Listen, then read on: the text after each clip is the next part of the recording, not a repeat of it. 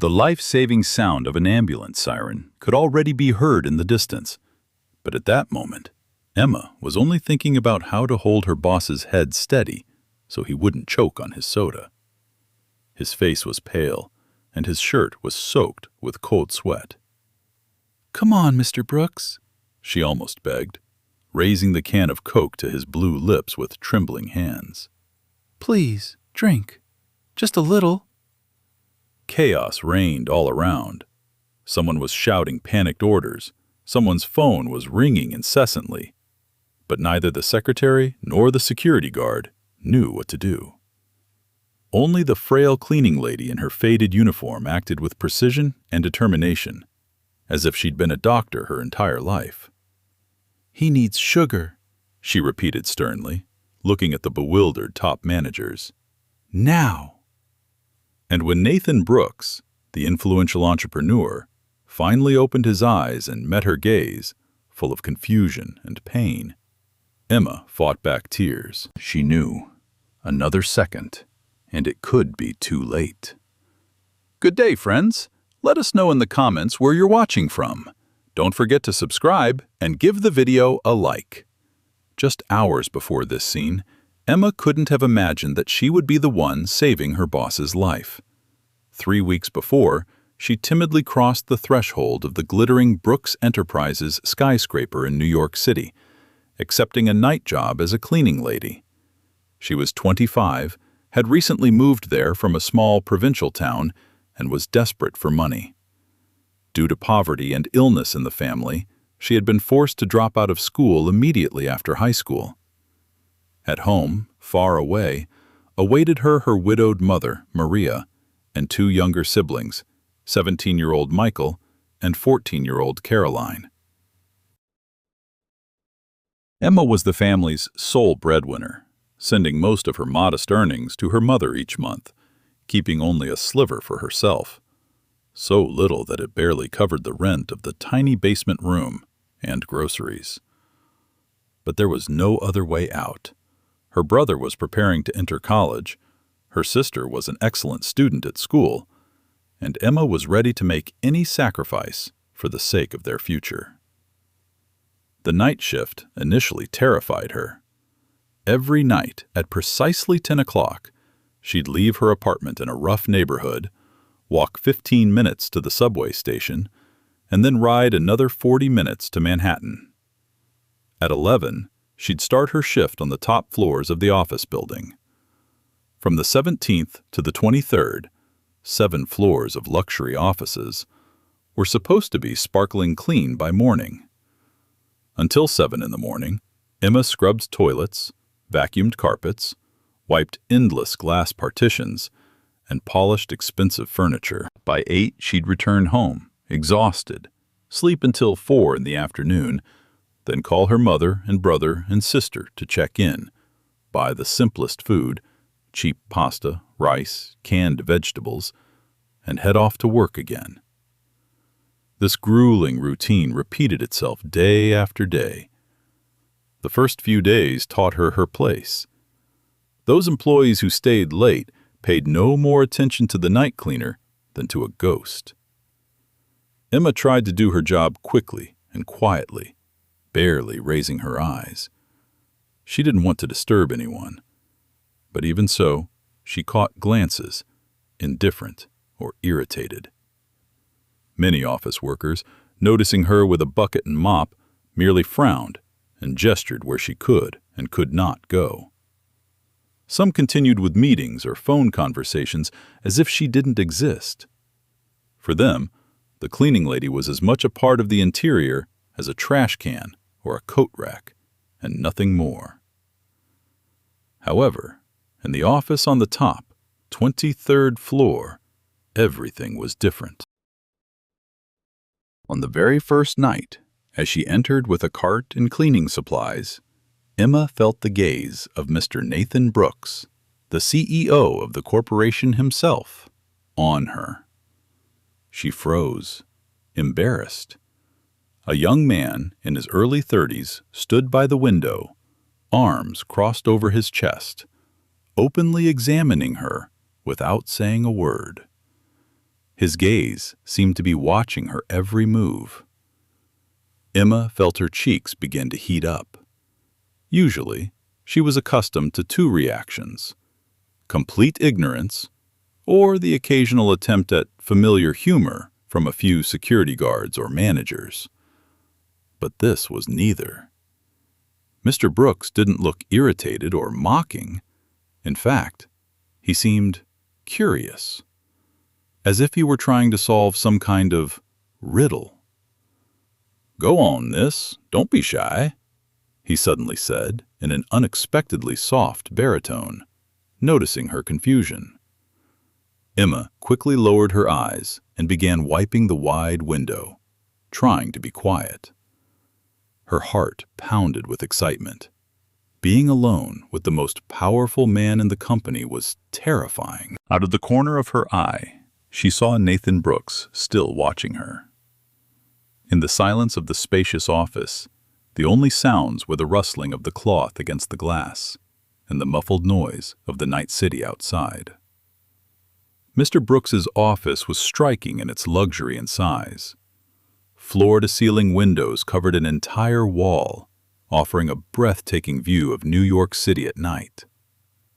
Thousands of lights twinkled below, advertisements on the skyscrapers of Times Square, street lights, and the glowing windows of other buildings.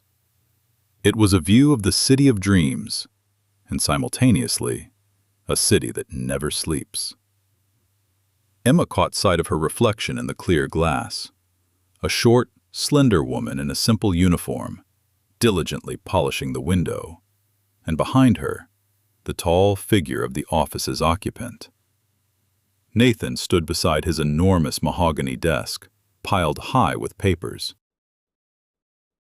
In the dim light of his office, his face seemed carved from stone. Perfect features, a sharp jawline, a shadow of fatigue under his eyes. He didn't take his gaze from hers, but Emma sensed it wasn't the intense attention of a man on a woman. Rather, he was studying her, trying to discern what she was thinking. Embarrassed, she focused on her work, wiping fingerprints from the shiny surface of the table, collecting crumpled paper coffee cups in a trash bag, and carefully tidying up a corner of the conference room. Mr. Brooks remained silent the entire time. Only when Emma finished and was pushing the cart toward the exit did his voice break the silence.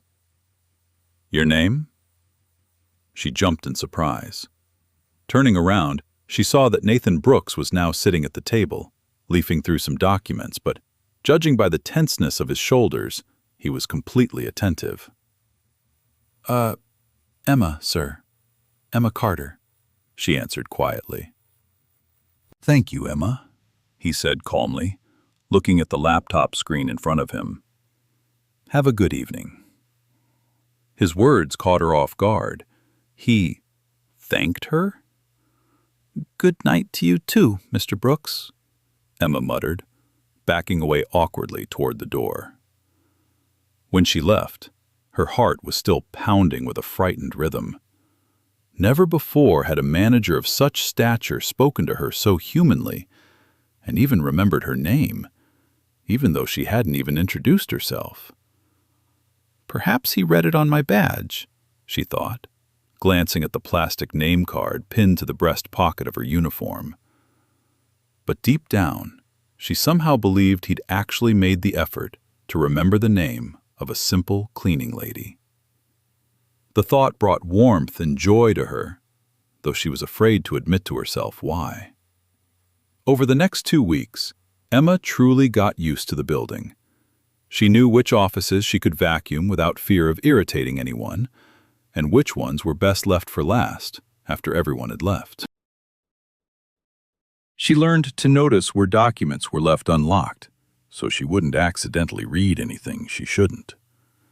She knew which employees had which personalities and who shouldn't be disturbed. And most importantly, she got used to her routine. The hall had to be scrubbed until it sparkled because some important person or client was sure to drop in during the day. She now stopped by Mr. Brooks's office every night around 1 o'clock.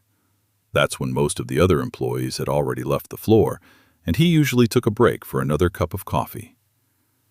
At first, Emma was surprised to see how long the CEO stayed at work. But the senior security guard, sipping coffee at his post in the lobby, whispered to her that Mr. Brooks was a known workaholic.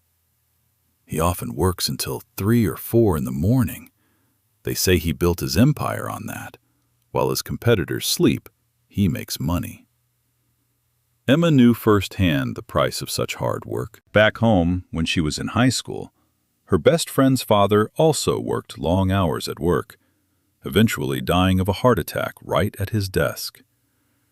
It was then that Emma first realized that money and a career can sometimes cost a family dearly.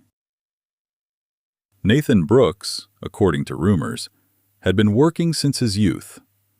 By the age of 34, he was already a billionaire, heading a chain of luxury coffee shops and coffee plantations around the world, which he built on the foundation of his father's business. Newspapers reported that Nathan's father, Edward Brooks, founded the coffee company back in the 1980s, signing lucrative contracts with suppliers in Latin America and Africa. After his untimely death, Nathan, a young Harvard graduate, took over the business and expanded it incredibly quickly, transforming the family business into the multinational corporation Brooks Enterprises.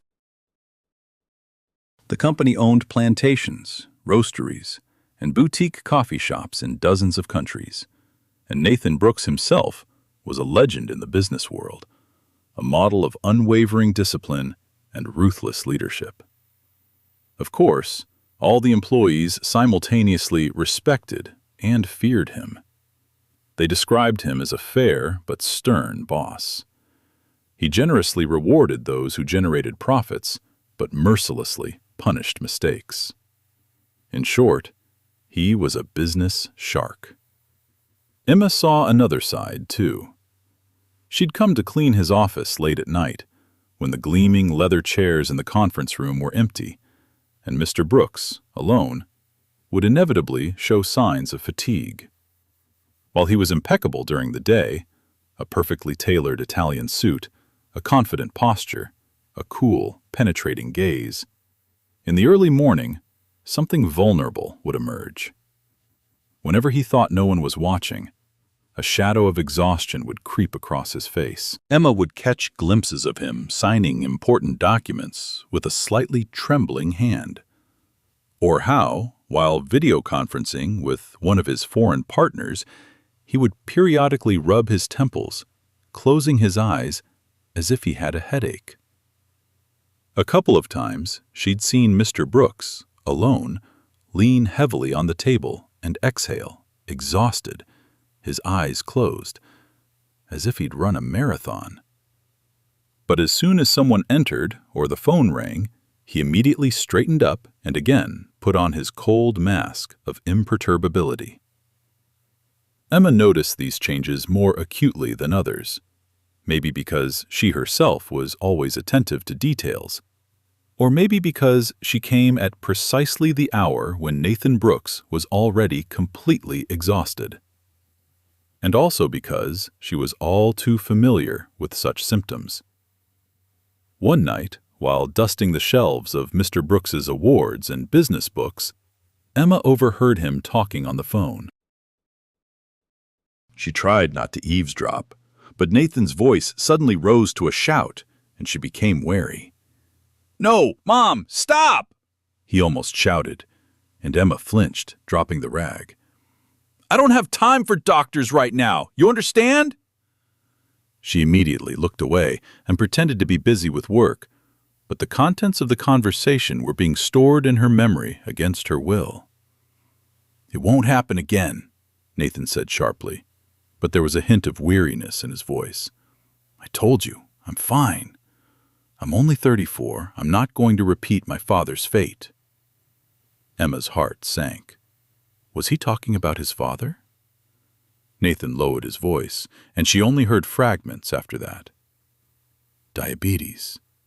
My father ignored it. he said quietly, almost through clenched teeth, into the phone.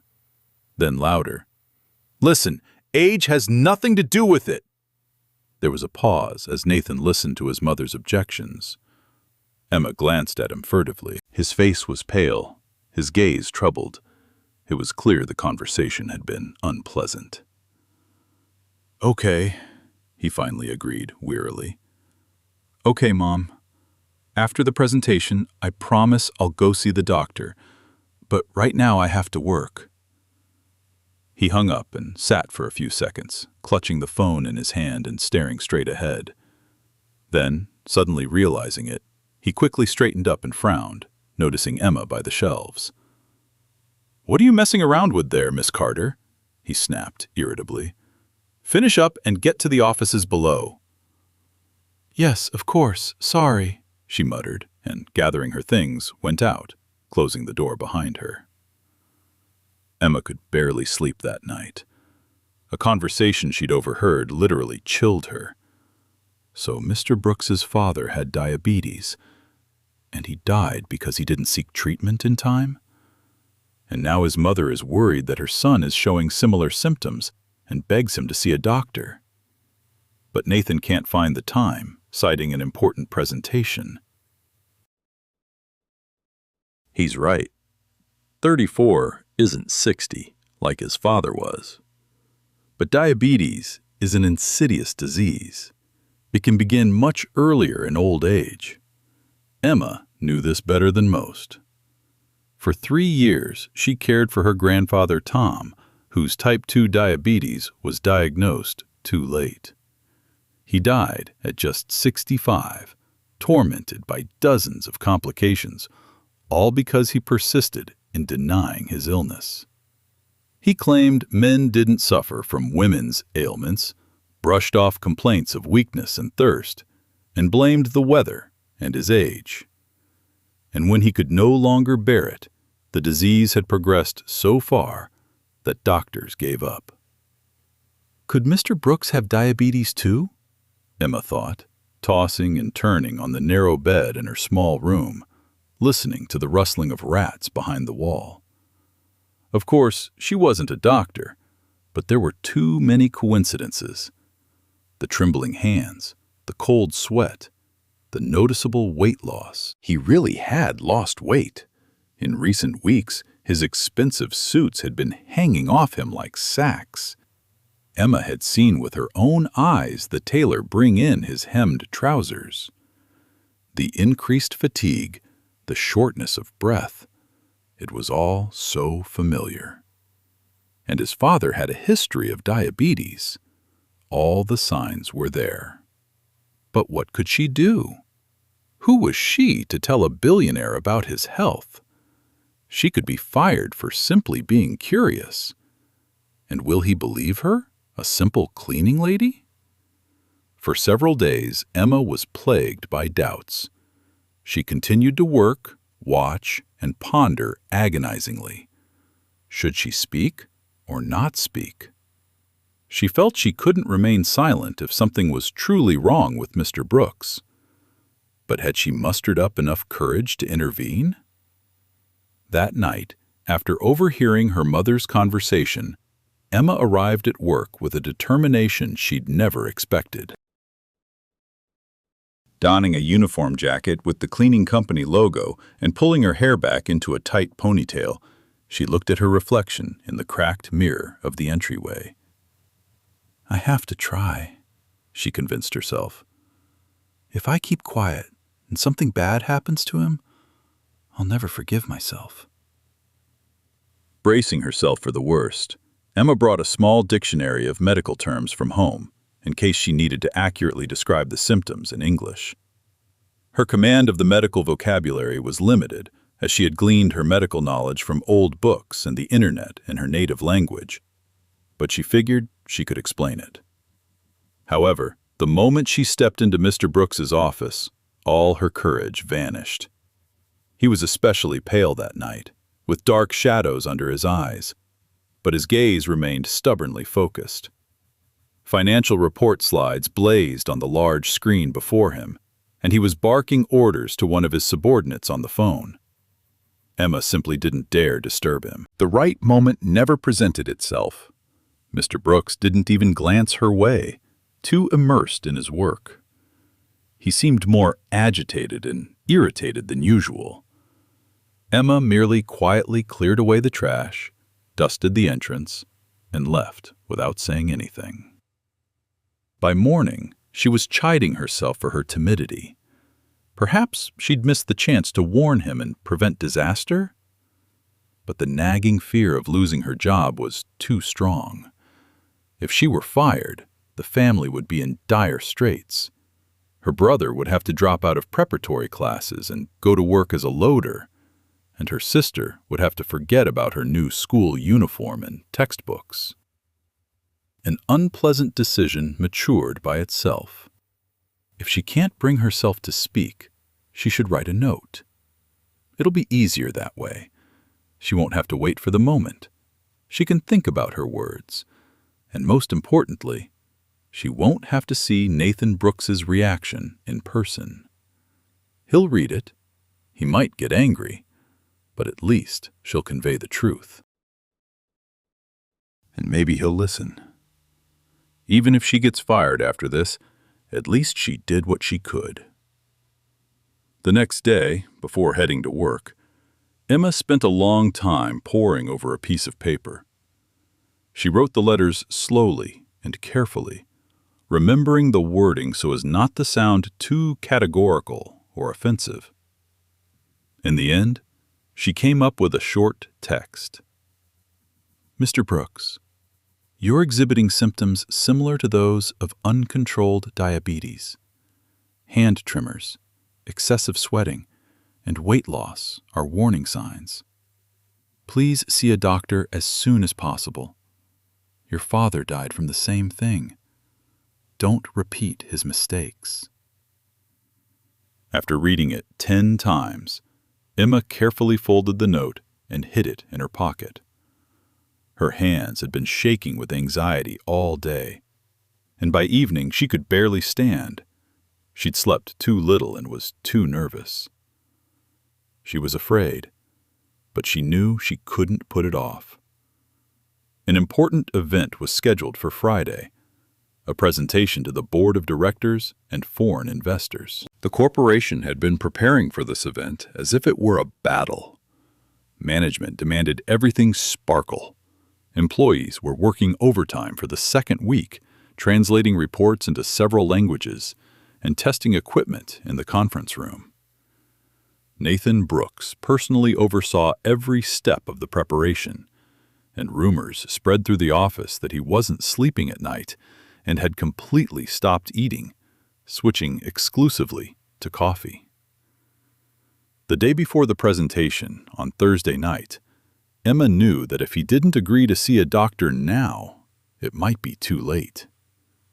She decided that the note would be left that night, no matter what. And the opportunity presented itself. Around 1 a.m, Mr. Brooks left his office. She understood he had a video conference scheduled in the main hall, and he and the technicians headed there. Emma watched him walk quickly down the hall, holding onto the wall with one hand. Apparently, the sudden rise had made him dizzy. Her heart sank with anxiety. She needed to act immediately.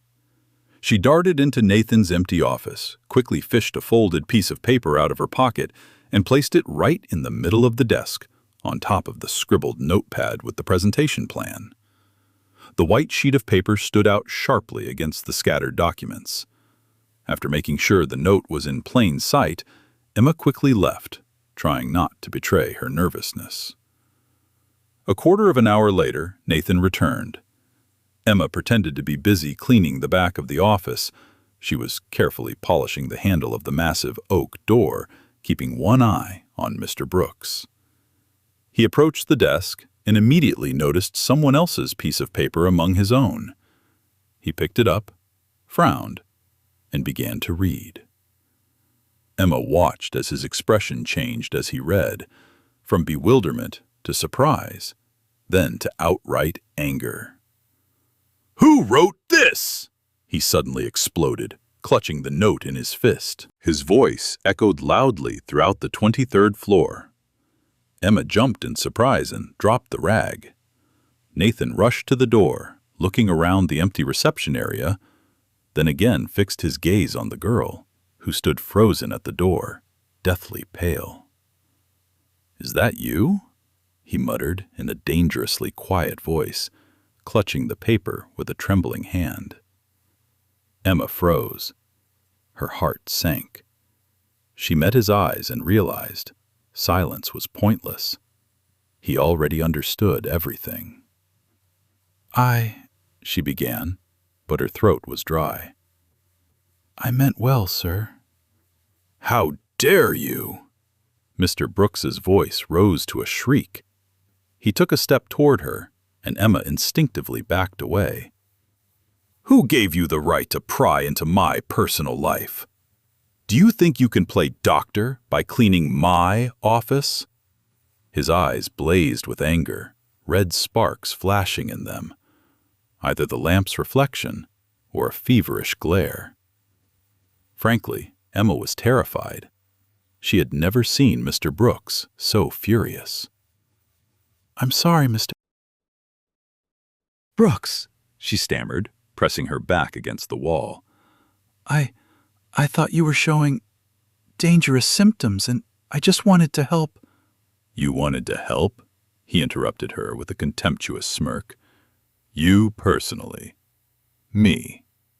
Nathan clenched his fists, as if trying to contain himself. For a moment, Emma thought she saw a flicker of pain in his gaze. Not physical, but emotional, as if her words had truly struck a nerve. But a moment later, this weakness was overshadowed by anger. "My father, my symptoms. How did you even know about my father?" he suddenly asked, narrowing his eyes. The girl froze.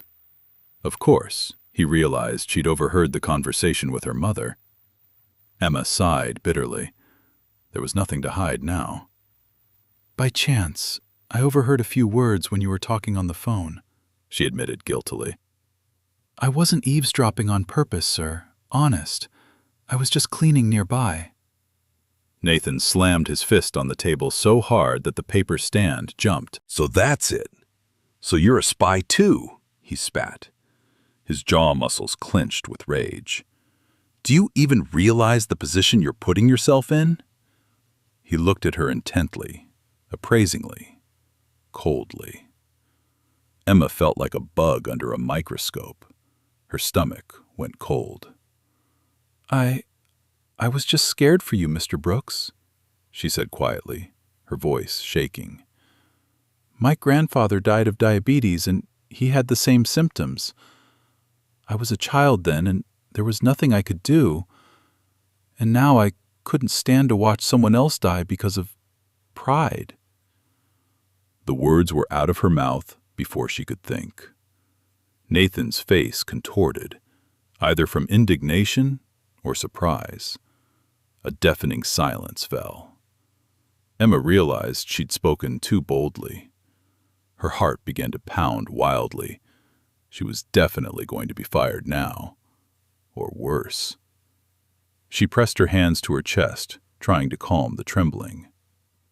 Nathan stared at her wide-eyed, as if seeing her for the first time. Standing before him was no longer an inconspicuous cleaning lady, easily incinerated with a single glance.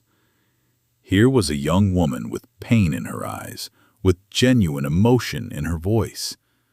She was genuinely, selflessly concerned for his life.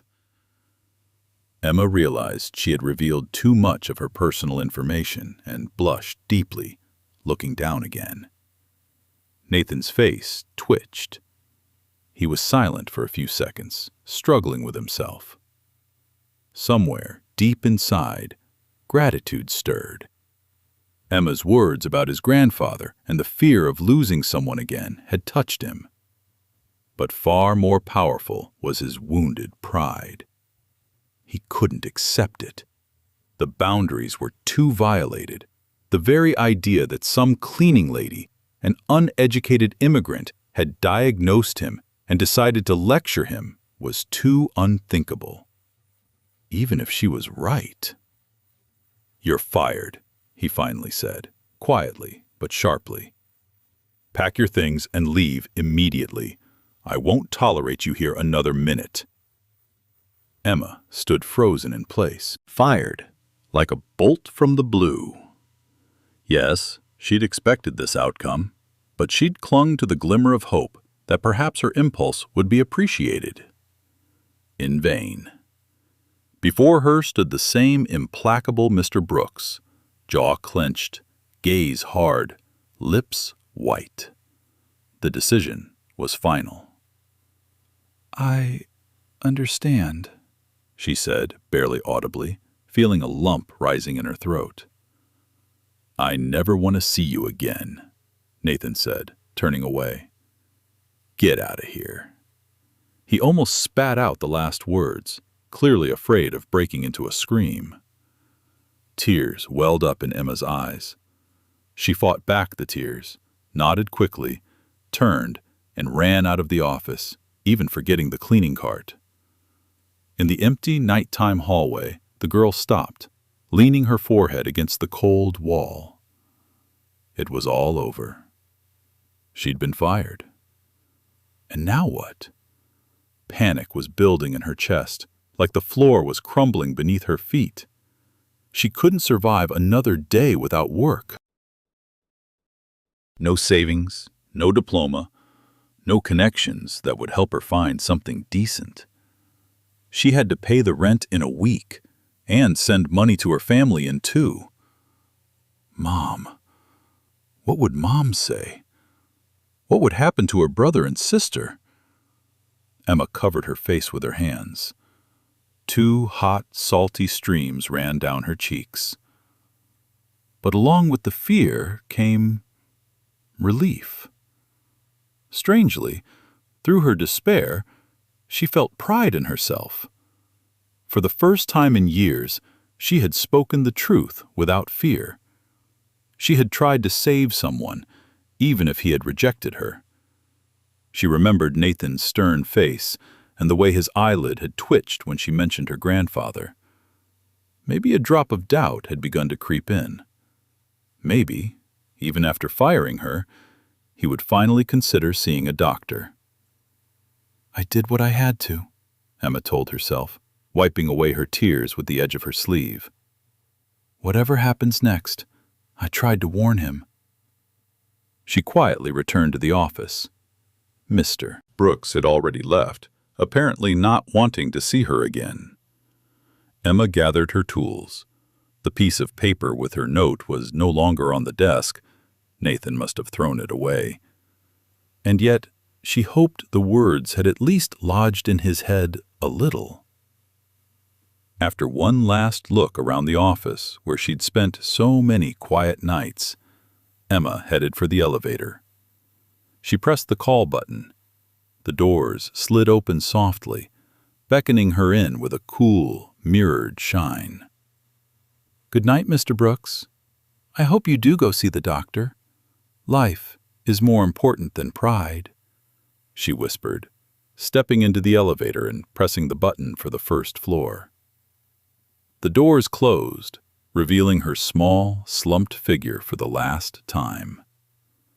Thus ended her tenure at Brooks Enterprises, abruptly and painfully.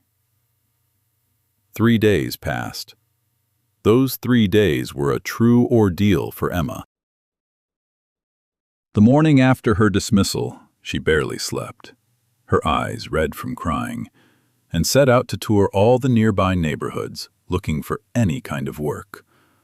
She desperately needed money, at least to get a foothold temporarily until she found a permanent position.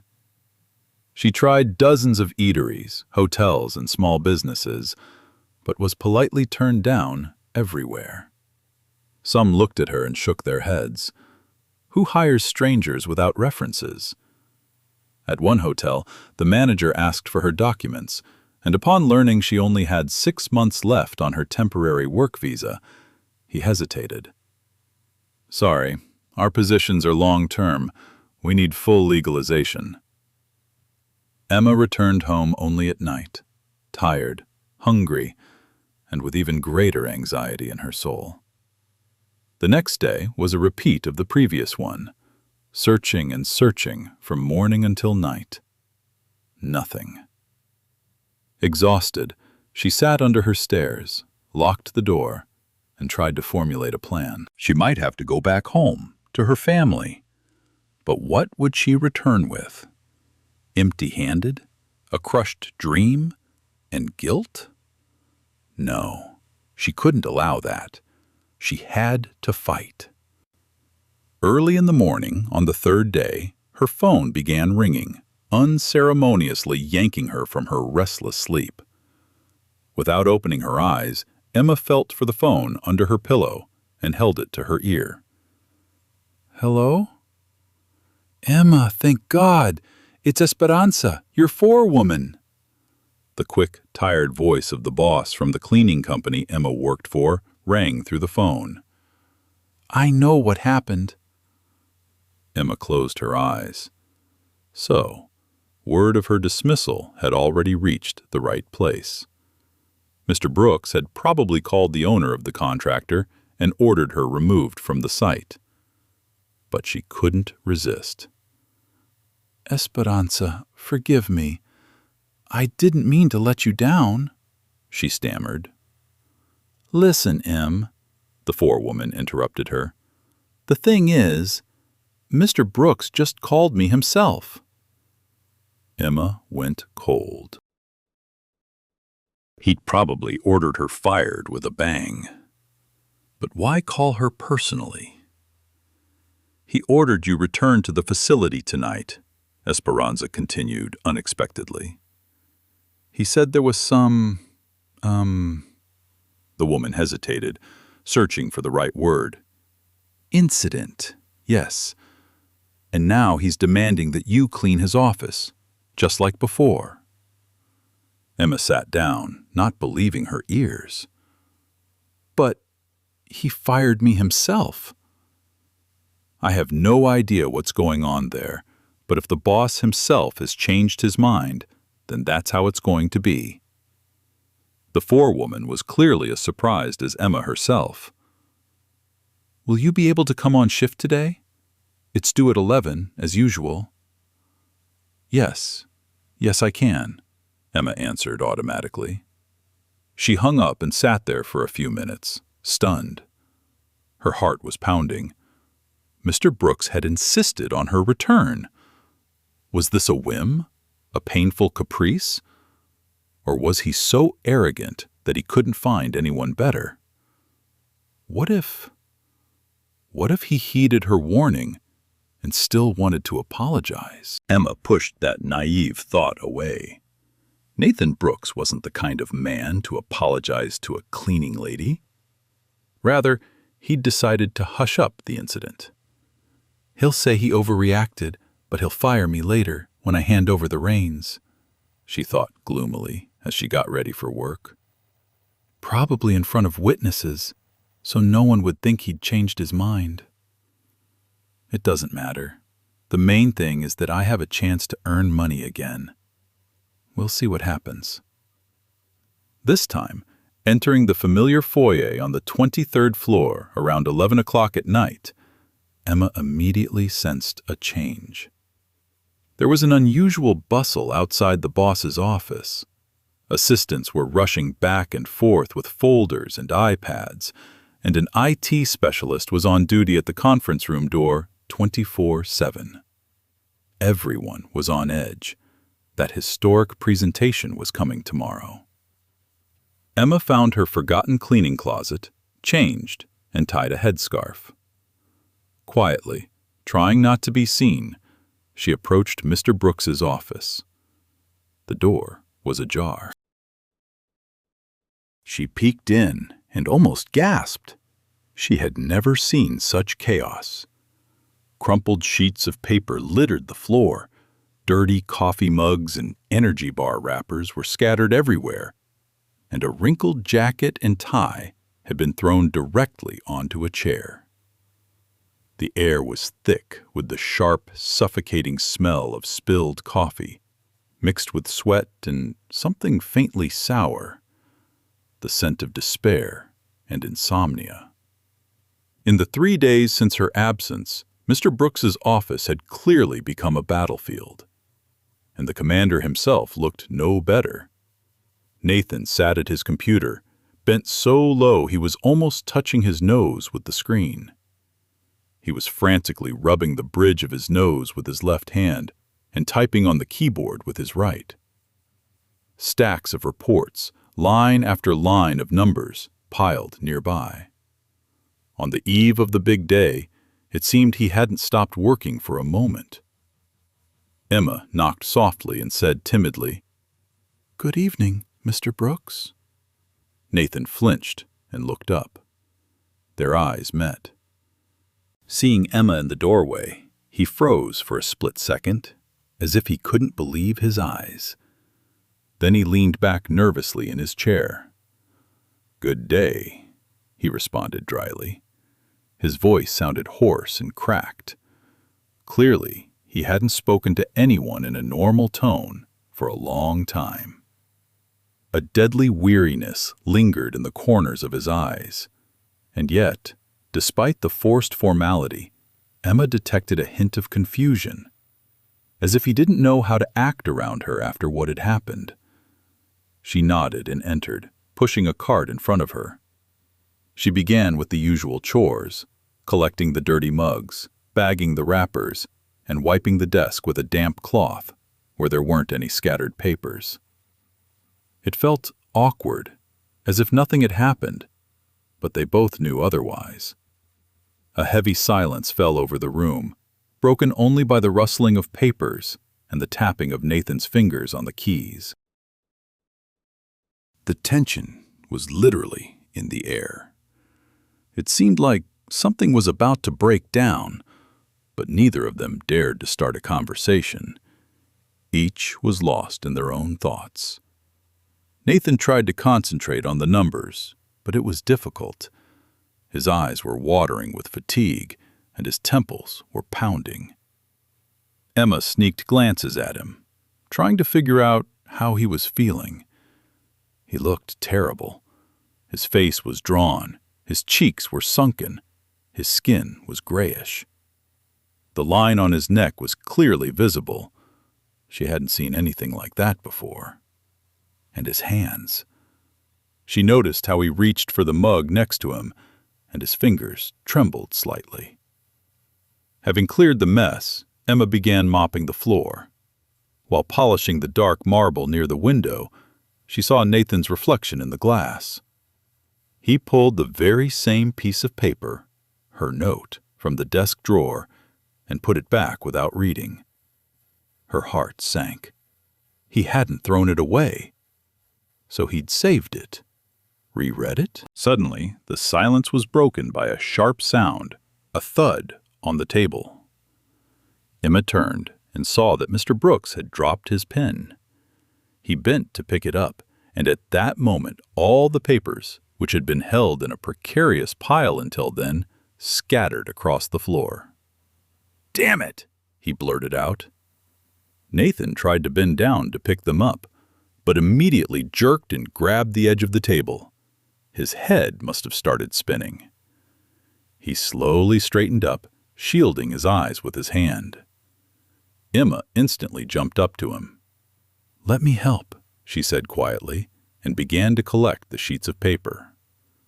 Nathan didn't object. He sat there, breathing heavily, clearly stunned by a bout of dizziness. Emma glanced quickly at his face. Beads of sweat had formed on his forehead. He seemed to be getting worse. Quickly gathering the papers into a folder, she placed them on the table and asked quietly, "Mr. Brooks, is everything all right? Would you like some water?"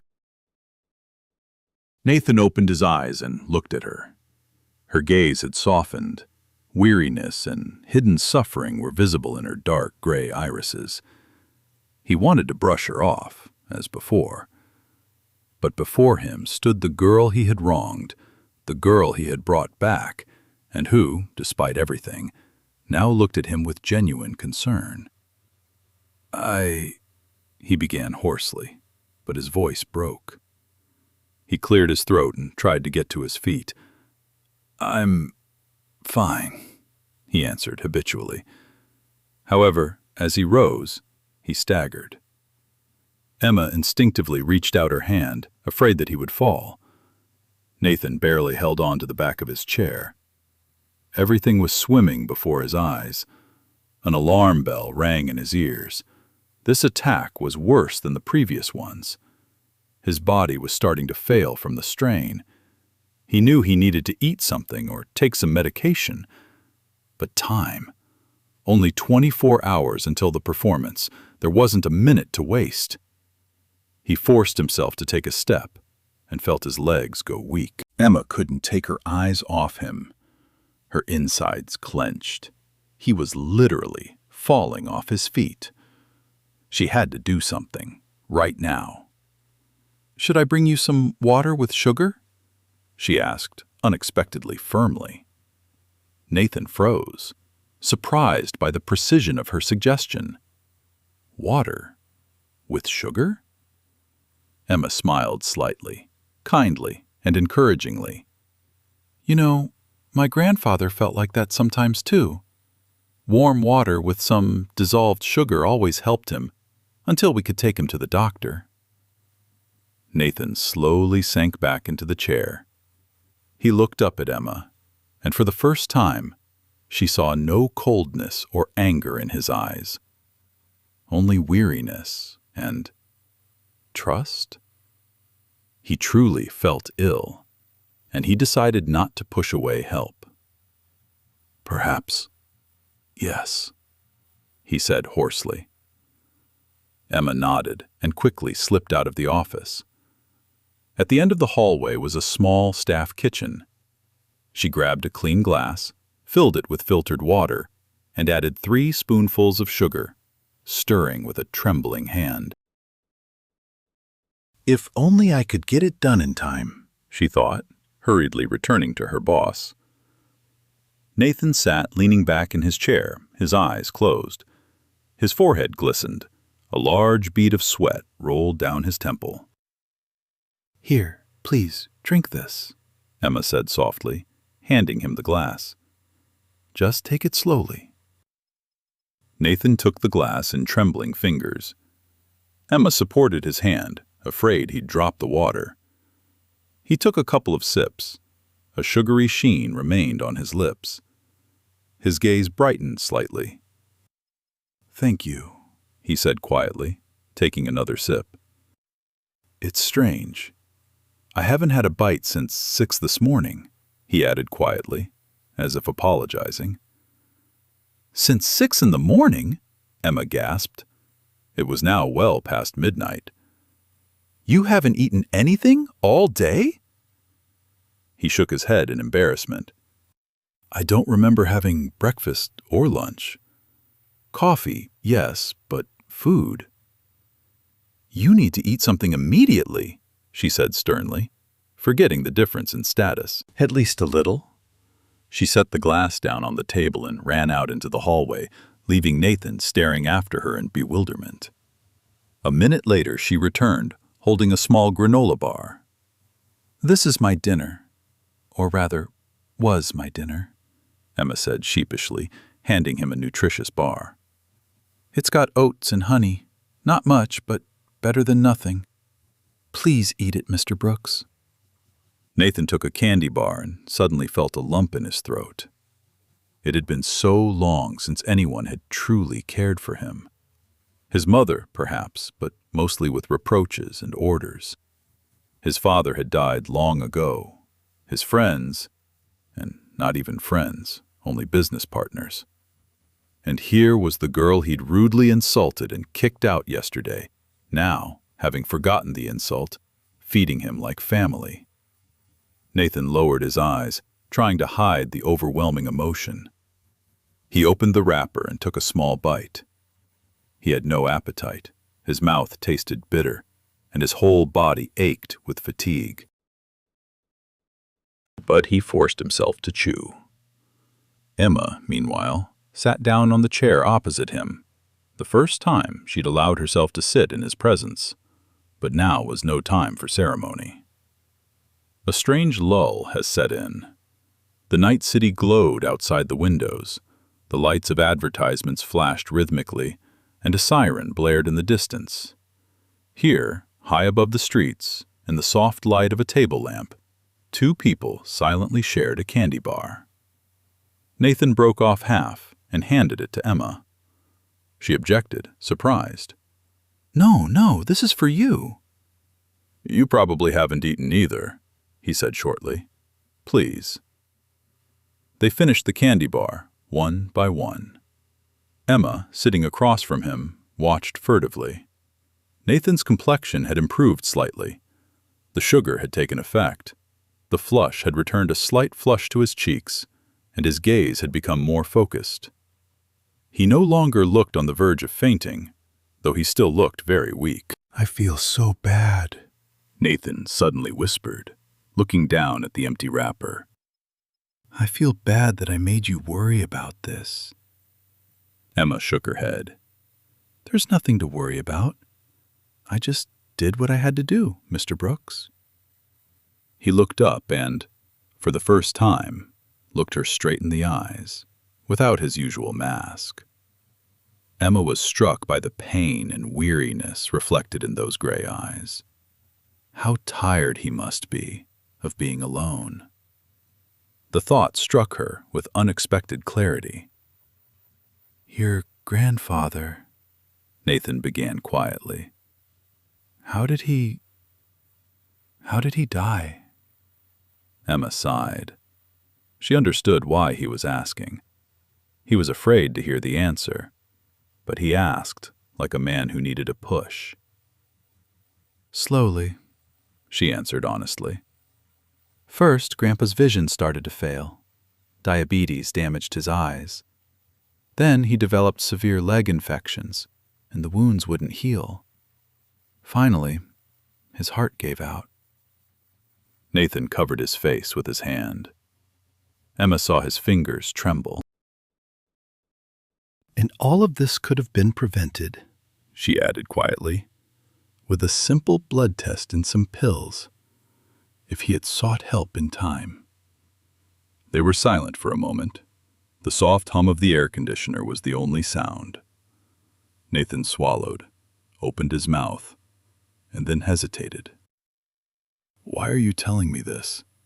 he asked, removing his hand from his face, although he understood perfectly well why. Emma smiled sadly. "Because your mother is right. You're very much like your father, both in appearance and, it seems, in your stubborn nature." Nathan shuddered at the mention of his father. What do you know about my father?" he asked, alarmed. "I overheard it that time, during the video conference," she admitted. "Sorry, I didn't mean to. But you were talking about it, as if you thought you still had plenty of time, and it wouldn't affect you. But diabetes? It can happen at 30, not just 60. Nathan looked at her for a long moment, processing what she'd just said. Deep down, he'd suspected he was ill for months. All the signs were there, but he'd pushed those thoughts aside, blaming them on stress, a coffee diet, anything. Now the truth was staring him in the face with this girl's words, and there was nowhere left to run. "So what should I do?" he asked hoarsely, his shoulders slumping. The question was a struggle. He, accustomed to making decisions for himself, now felt helpless. "Go see the doctor tomorrow," Emma said decisively. "Don't put it off for a single day." Nathan shook his head resignedly. "Tomorrow? Absolutely not. There's a presentation tomorrow. I can't. I have a board of directors," she interrupted quietly but firmly, unexpectedly imitating his tone. "You know what the point of this is? As my mother says, what's the point of saving a company if you won't be alive to run it?" He opened his mouth, but Emma's words hung in the silence, deafening him with their simplicity. Outside, the vast city was alive. The lights of Times Square flickered, horns and sirens blared in the distance. But here, on the 23rd floor, all sounds seemed to die away, allowing the two of them to grasp the importance of what they were saying. Nathan rubbed his temples. He realized she was right. He was playing with fire. "You are right," he said, barely audibly.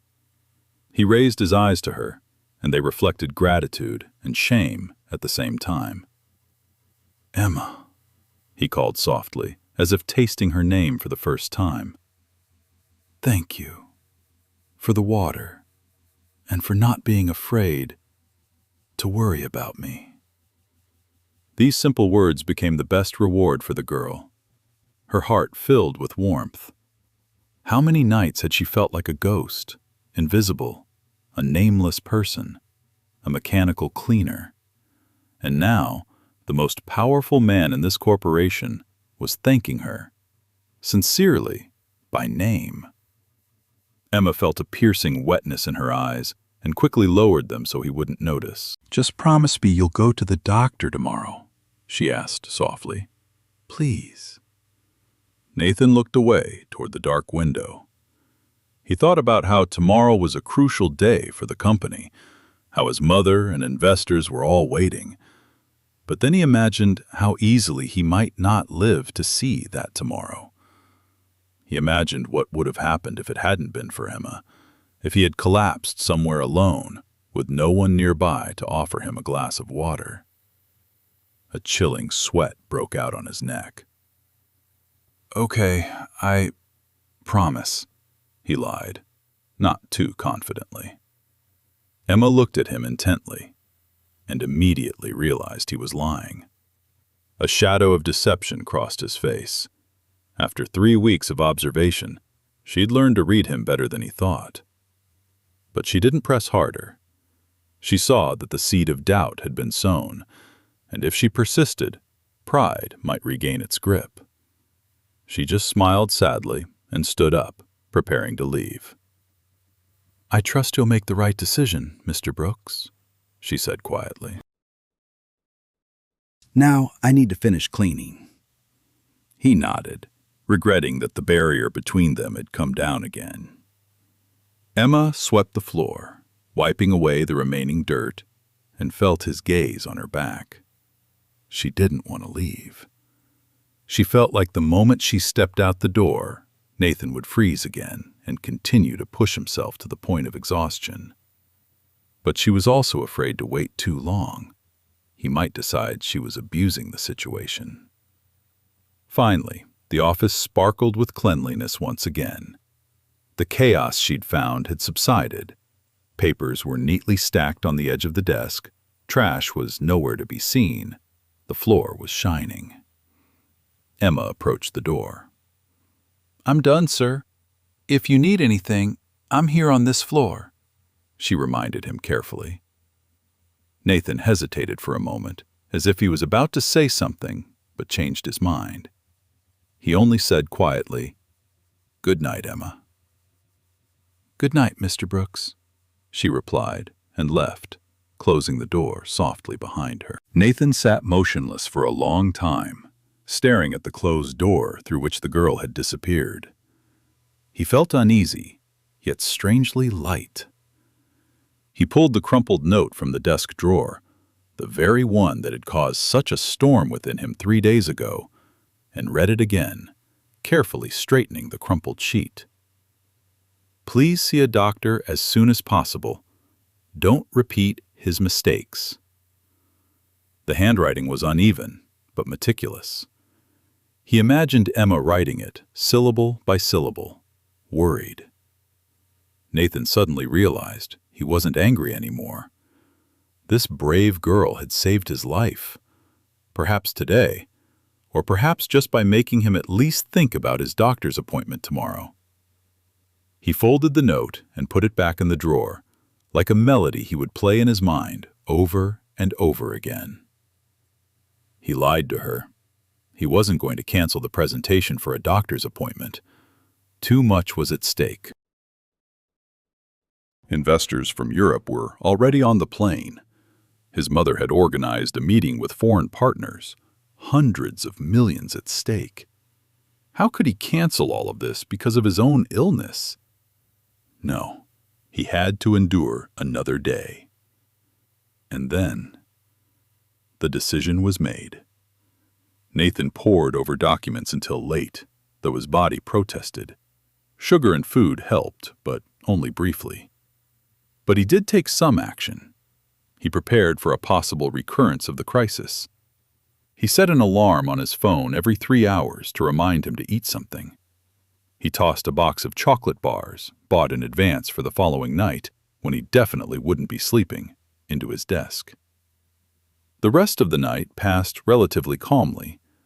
Emma had long since finished work on the other floors and gone home. In the empty office, the final preparations for the big event were in full swing. By morning, a stubborn expression had settled on Nathan Brooks's face. Clenching his fist, he intended to hold out until evening, and then... "I promised the doctor after the presentation, so here I go," he repeated to himself, trying to calm his conscience, which stubbornly reminded him of the promises he'd made that day. Thursday, Day X, began surprisingly cheerfully. Nathan arrived at the office at 9 in the morning, having taken a hot shower and changed into a fresh suit, like a knight donning armor before battle.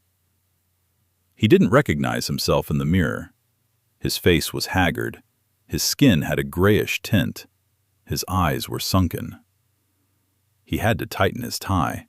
His neck seemed thinner. "It's okay. I just have to endure it for another day," he encouraged himself, though a tingle of anxiety stirred within. Everything went wrong that morning. The first alarm bell rang at 11 a.m. during the final meeting with top managers before the presentation. Nathan was presenting a strategy for entering new markets when he suddenly lost his train of thought mid-sentence. "As you can see on the slide," he said, pointing the laser pointer at the growth chart, "it shows growth forecasts for the central..." The words suddenly caught in his throat, and he stared at the screen, unable to remember what he was supposed to say. "The slide number is... what's it?" Puzzled colleagues quietly prompted. "Slide 15, sir. Forecast for Guatemala." "Yes, Guatemala," Nathan repeated absently, feeling nausea rising in his throat. His head was clouded. He couldn't remember the numbers he'd known by heart the day before. To hide his feelings, he coughed, took a sip of water, and continued improvising, even though his knees were shaking from a sudden attack of weakness. The second bell. The bell rang at 2 p.m. Nathan was trying to dine in the VIP dining room with his mother and 2 key investors. Mrs. Margaret Brooks, a prim and elegant lady, had flown in from out of state to support her son and personally conduct some of the negotiations with the partners. She, better than anyone, knew the value of this project, the continuation of her late husband's work and the crowning achievement of her son's career. But at dinner, his mother watched with alarm as Nathan barely touched his food. Every bite felt like cardboard. The meat was too much to swallow, and his stomach rebelled at the mere smell. And after 3 spoonfuls of soup, Nathan's palms were sweating again. His shirt clung to his wet back. He pushed his plate away. "Nathan, you look pale and silent," his mother remarked quietly, as the investors discussed the stock price among themselves. "Everything okay?" "Great, Mom. Just trying to focus on tomorrow," he said tensely. But Mrs. Brooks wasn't so easily fooled. She noticed an emptiness in her son's eyes that she couldn't explain simply as fatigue. However, knowing his stubbornness from experience, she merely squeezed his hand under the table and said tenderly, "Son, don't overexert yourself." Nathan merely smiled distantly. He didn't want to worry his mother. He'd promised her he'd get checked out by a doctor after the presentation. The main thing now was to endure until the end. By 7 p.m., the office was literally bustling. All the key employees were at their desks, checking the last details. Technicians were fiddling with microphones and presentations. Assistants were laying out brochures. Nathan Brooks himself felt terrible. He'd been struggling all day on coffee and a couple of energy drinks, constantly remembering his promise to eat every 3 hours. But he had no appetite at all. And in the hustle and bustle, he'd forgotten about the chocolate bars in his desk. The reminder on his phone kept ringing, and he'd turn it off, forgetting what it meant. Thirst and nausea washed over him, but he brushed it off. I'll have a drink after the meeting. I'll eat after the dinner. Finally, just as the presentation was about to begin, the inevitable happened. The third alarm sounded loud and terrifying. Nathan gathered his top management in his office for a final speech rehearsal. He stood at the table, pointing to the numbers on the report, when suddenly the world around him began to spin. The numbers swam, doubled, and then disappeared into a gray fog. "Mr. Brooks, are you okay?" the CFO asked anxiously, noticing his boss sway to the side. Nathan tried to answer. "Yes, I just—" His words seemed to slur, tangling. "The numbers, where are the numbers?" he breathed out incoherently. He tried to take a step, to lean on the table, but his legs wouldn't obey him. His body lost its balance. As if in slow motion, he saw the floor falling toward him. He tried to catch himself, but instead, his elbow hit the computer, and it crashed down with him. "Sir!" several voices cried out at once. Nathan could barely hear anything. The roaring in his ears drowned out all other sounds. Black spots danced before his eyes. Then darkness fell. The last thing he felt was someone grabbing him under the shoulders, preventing his head from hitting the floor. And chaos began. Financial Director Robert Sullivan shook his motionless boss's shoulder in despair. "Mr. Brooks! Nathan!" But he didn't respond, only breathing shallowly and intermittently. "Call an ambulance!" someone shouted at the door. "What happened?" People peered inside, one after another, turning the office into a pandemonium.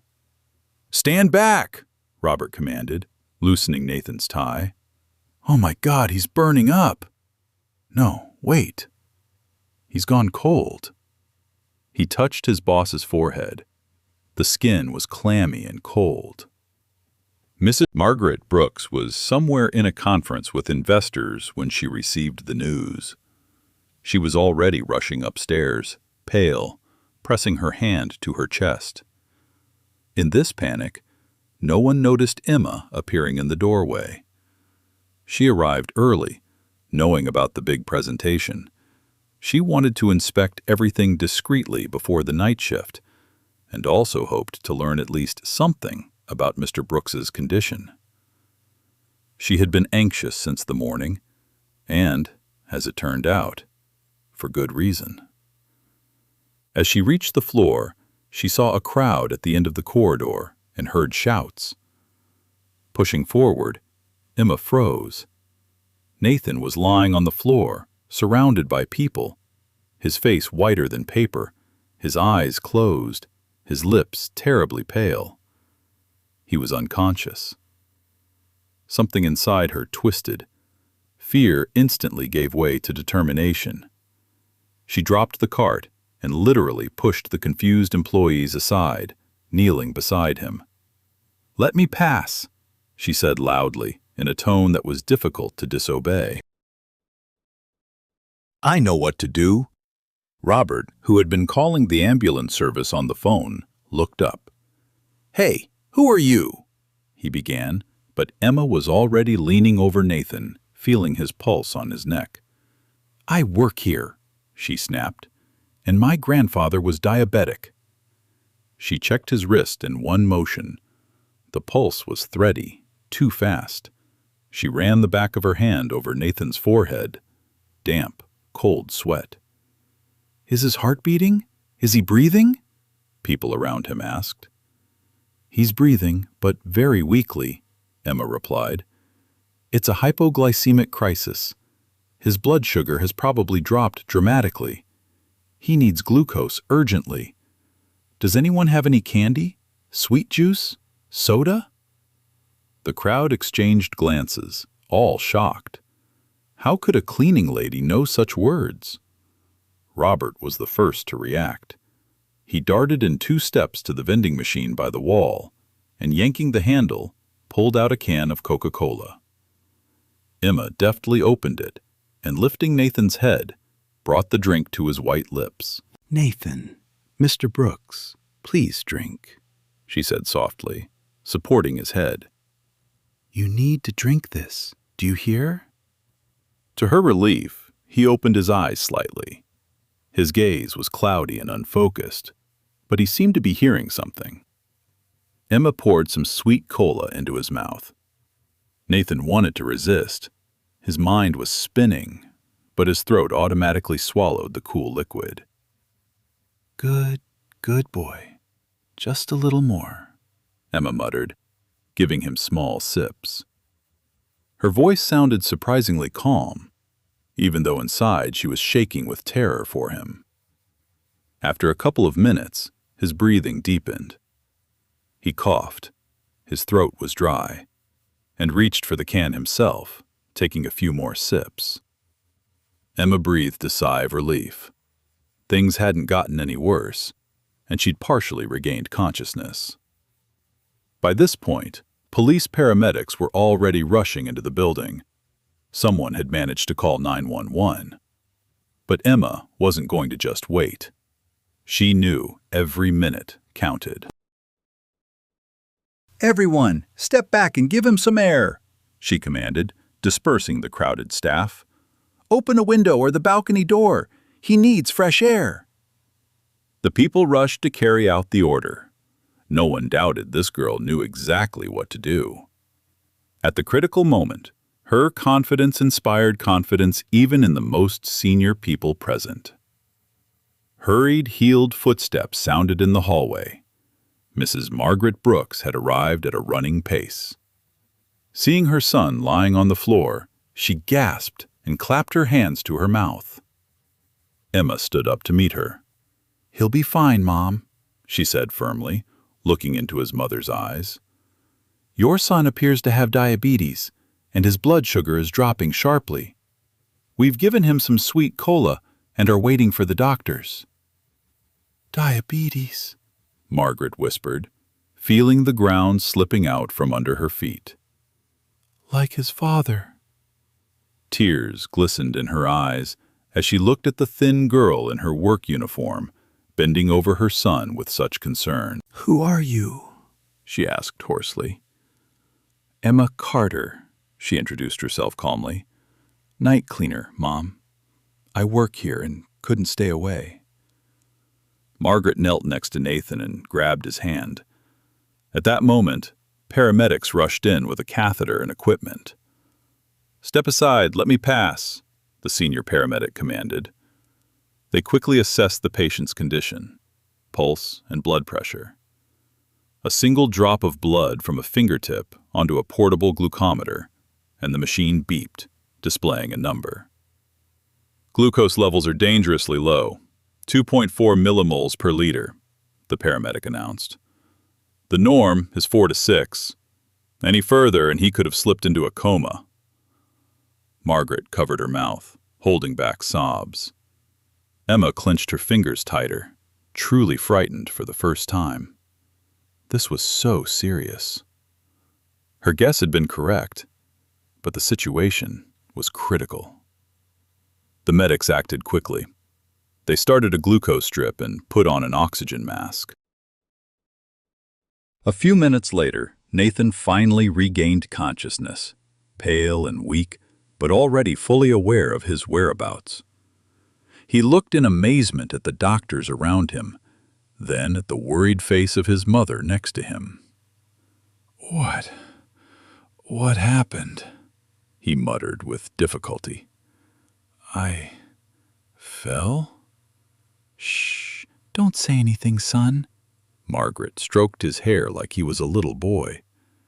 The ambulance is already here. Everything will be fine. Nathan closed his eyes, recalling the last minutes, the fall, the screams. Then a gentle, familiar voice, the sweet taste in his mouth. He opened his eyes and glanced at the crowd. There she stood next to him, Emma. Her large brown eyes were filled with tears, but her lips smiled slightly when he met her gaze. You were right, he wanted to say, but the oxygen mask made it difficult to speak. He only squeezed his mother's fingers weakly, then turned his grateful gaze to Emma. Get him to the hospital quickly, the doctor ordered. His condition is unstable. Does anyone know if the patient has diabetes? No, but his father died of complications from diabetes, Margaret replied immediately, though tears were still streaming down her face. And this girl saved his life. She nodded toward Emma. The doctor glanced briefly at the slender figure in her uniform and nodded understandingly. I see. So it's heredity. Nathan was transferred to a stretcher. He suddenly jerked his hand, pulling his mask down for a second. The presentation is tomorrow, he muttered, trying to get up. No presentations, Margaret snapped sternly. Everything's canceled. We'll save the company later, but right now the most important thing is you. Her voice was unshakable, and Nathan had no choice but to resign himself. He didn't have the strength to resist anyway. As the paramedics wheeled him toward the elevator, Margaret paused for a second. She walked up to Emma and gently took both her hands. Emma, right? She asked again, memorizing the name.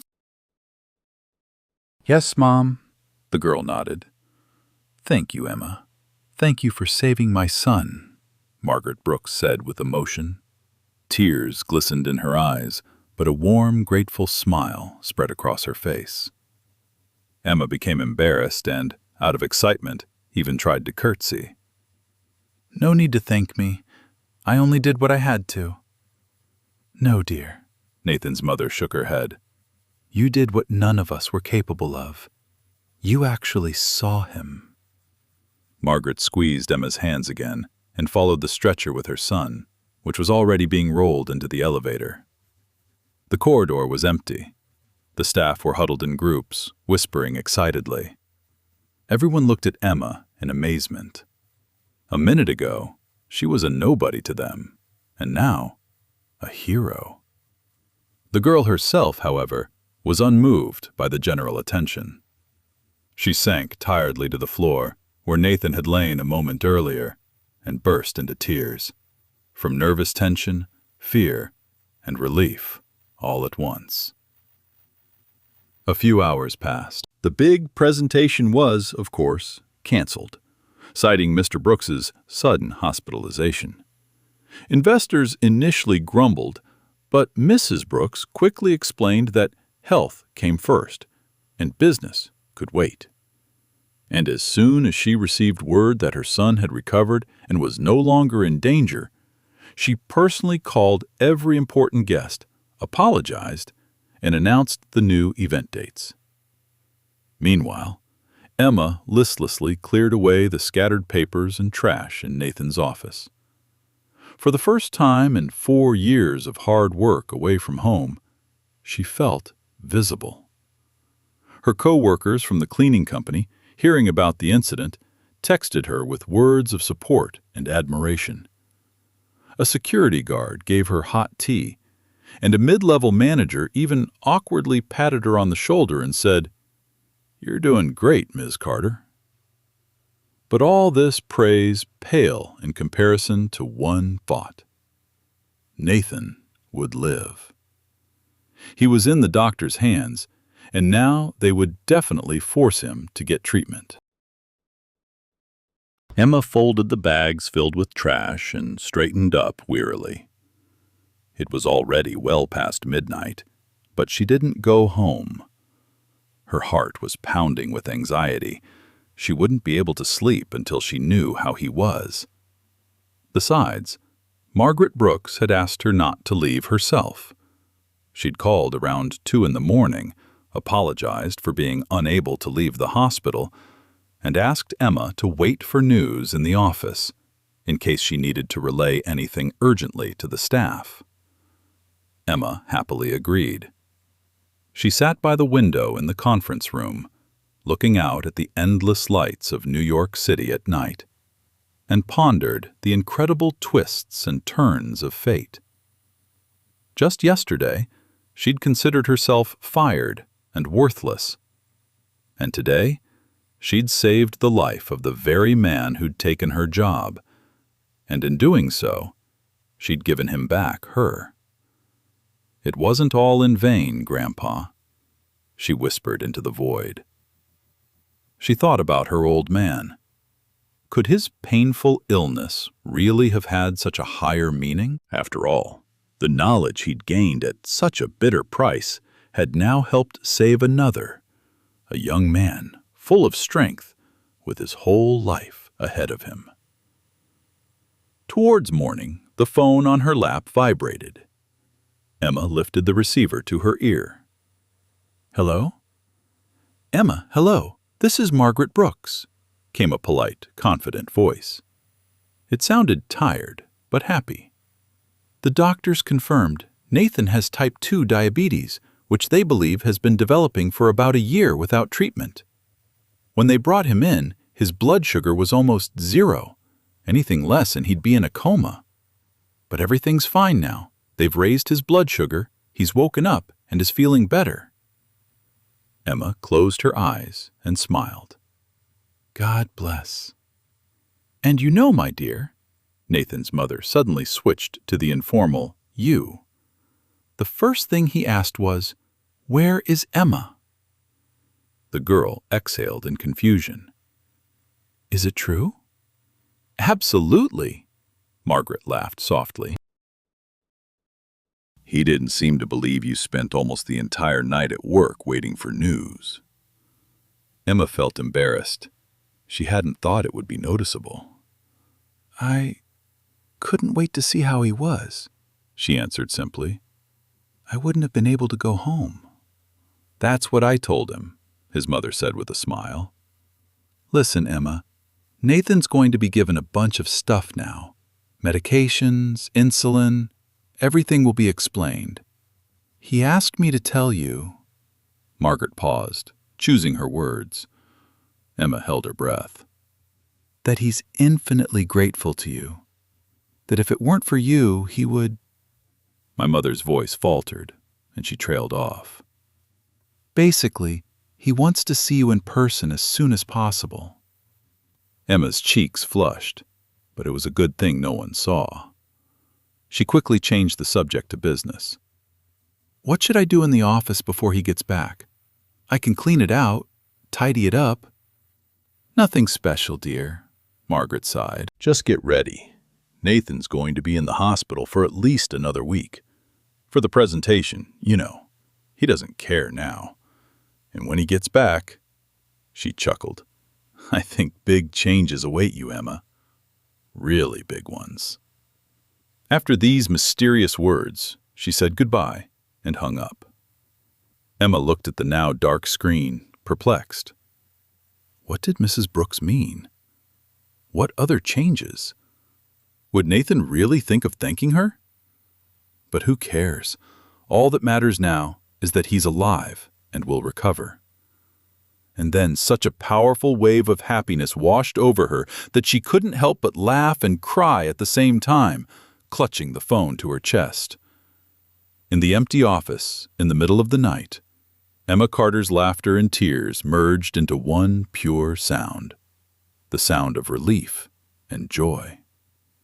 Like a bird released, her soul broke free from the cage of invisibility where it had been hiding for so many years. She stood up and quietly walked toward the exit. The first rays of dawn were shining through the windows. A new day was dawning. Emma paused for a moment at the door to Mr. Brooks's office, frozen in the morning silence. Somewhere out there, far away, he was lying in the hospital, probably pondering what had happened. She placed her hand on the cold door handle and whispered softly, Thank you for staying alive. The quiet hallway echoed with her whisper. With that, she went home to get a couple of hours' sleep. She still had her evening shift ahead of her, even though she knew her boss wouldn't be there yet. But nothing could spoil her relief. As she drifted off to sleep, she dreamed of the future. Nathan would get better. She believed he would definitely take care of himself from now on, because he was so smart. He just backed himself into a corner. And maybe he'd even call her, or write. Margaret had said he wanted to see her. Her heart ached sweetly at the thought. A few days later, Nathan Brooks did indeed return. And not only to work, but as a completely different person. 6 months had passed since that ill-fated evening. The office of the CEO of Brooks Enterprises was unusually bright. The sunny morning flooded the room with a warm glow. Previously, the curtains were always tightly drawn at this time, as their owner didn't appear until noon, catching up on sleep after a night of work. Now, Mr. Brooks arrived at 8, at a civilized hour, as he joked. Much has changed since then. The corporation miraculously escaped the presentation's disruption. Investors were sympathetic, especially after learning that the heroism of a simple employee had saved the life of a young business genius. Admittedly, they tried to keep the information under wraps, with only a brief note appearing in the business column. Nathan Brooks suffered a hypoglycemic crisis. The presentation has been postponed until he recovers. But inside the company, legends circulated about how a humble cleaning lady saved the boss, and Emma Carter's name was now known even to the parking lot security guards. Emma, admittedly, still dressed modestly and quietly performed her duties, at first glance. But one significant difference had emerged. She no longer worked only at night. During the day, a young woman in a business blouse and with a tablet could often be seen in the hallways, intently conversing with one employee or another. No, she hadn't stopped being a cleaner. She had simply become something much more. Soon after Nathan's discharge from the hospital, news spread through the office. Emma Carter had been appointed to a new position, coordinator of the Corporate Employee Well-Being Program. Many were initially skeptical. How could someone who had been a cleaner suddenly be charged with monitoring the health and well-being of the staff? But Nathan Brooks proved he had a knack for spotting talent in the most unexpected people. Now, every morning began with a brief meeting with Emma. She came to him with reports on how the employees were doing, who was showing signs of fatigue, and who might need help. He didn't initially expect much success, but he was soon amazed. Emma was handling it brilliantly. With inimitable insight, she began to identify small problems before they became serious. She'd noticed that accountant Sandra had been red-eyed for 2 weeks, and discover she was working late without rest. After which, she'd recommend her boss give Sandra an unscheduled vacation. Or, for example, she'd discovered that engineer Michael, her brother's namesake, was depressed because his work permit was expiring, and pushed the legal department to help expedite his visa extension. Nathan told her with delight every time, "Emma, you're a real magician. I wouldn't have thought these little things were so important." To which she invariably shook her head. "It's not magic, Nathan," she gently chided. A month later, he insisted they address each other by their first names. "It's just attention and care, something we all need sometimes." It was a warm day in early autumn. Nathan sat at his desk, surprisingly neat and clutter-free. The workload hadn't decreased, but he'd learned to plan his life so as not to kill himself at work. Short breaks every couple of hours, a healthy lunch, a must, exercise 3 times a week, and no gallons of coffee. Instead of cups of black coffee, bottles of water and yogurt now surrounded him. His glucometer and insulin pen were in his pocket, in plain sight, so he wouldn't forget. Nathan just checked his blood sugar. 5.3 millimoles per liter. Absolutely fine. His mother didn't even accompany him today, as she had the first few times. She, convinced that her son was living according to plan, let things go a little. He, too, had become more responsible about his health, because, as he often admitted to Emma, he no longer felt the emptiness he'd previously filled with work. There was a knock on the office door, and Emma appeared, fresh-faced and smiling, holding a folder of reports. She was unrecognizable, the very definition of a businesswoman, a prim, knee-length skirt and a light sky-blue blouse. Only her large brown eyes, still radiant and slightly shy, betrayed the same Emma who once dreaded making a sound while wiping down tables at night. "Good morning, Nathan," she greeted warmly as she entered. "Good morning, Emma," he smiled back at her. The mere touch of a glance had recently become the most enjoyable moment of their day. Neither of them would admit it out loud, but every encounter filled the air with a special light. Emma sat down opposite and opened the folder. "So, is this week's employee well-being report ready?" "Of course," he saluted playfully. Emma laughed and began to report. "Sick leave has dropped by 15% since we introduced mandatory health checkups and exercise breaks. 3 cases require attention. Sandra, the accountant, is clearly on the verge of burnout. I recommend giving her a week's paid leave and reassessing her workload. She has 2 children, and it seems she's overwhelmed. Furthermore, Michael has been late in the development department for a week now. I learned from a colleague that his wife is in the late stages of pregnancy and has health issues. He should be allowed to leave early or work from home for a couple of days." Nathan nodded, making notes. He'd noticed these problems himself. After 6 months of working with Emma, he'd become much more attentive to people. But he still admired her ability to deeply understand the root of every situation. "And finally," Emma continued, "Miguel, the manager at the branch, is having trouble renewing his work visa. He's afraid he'll be fired and deported.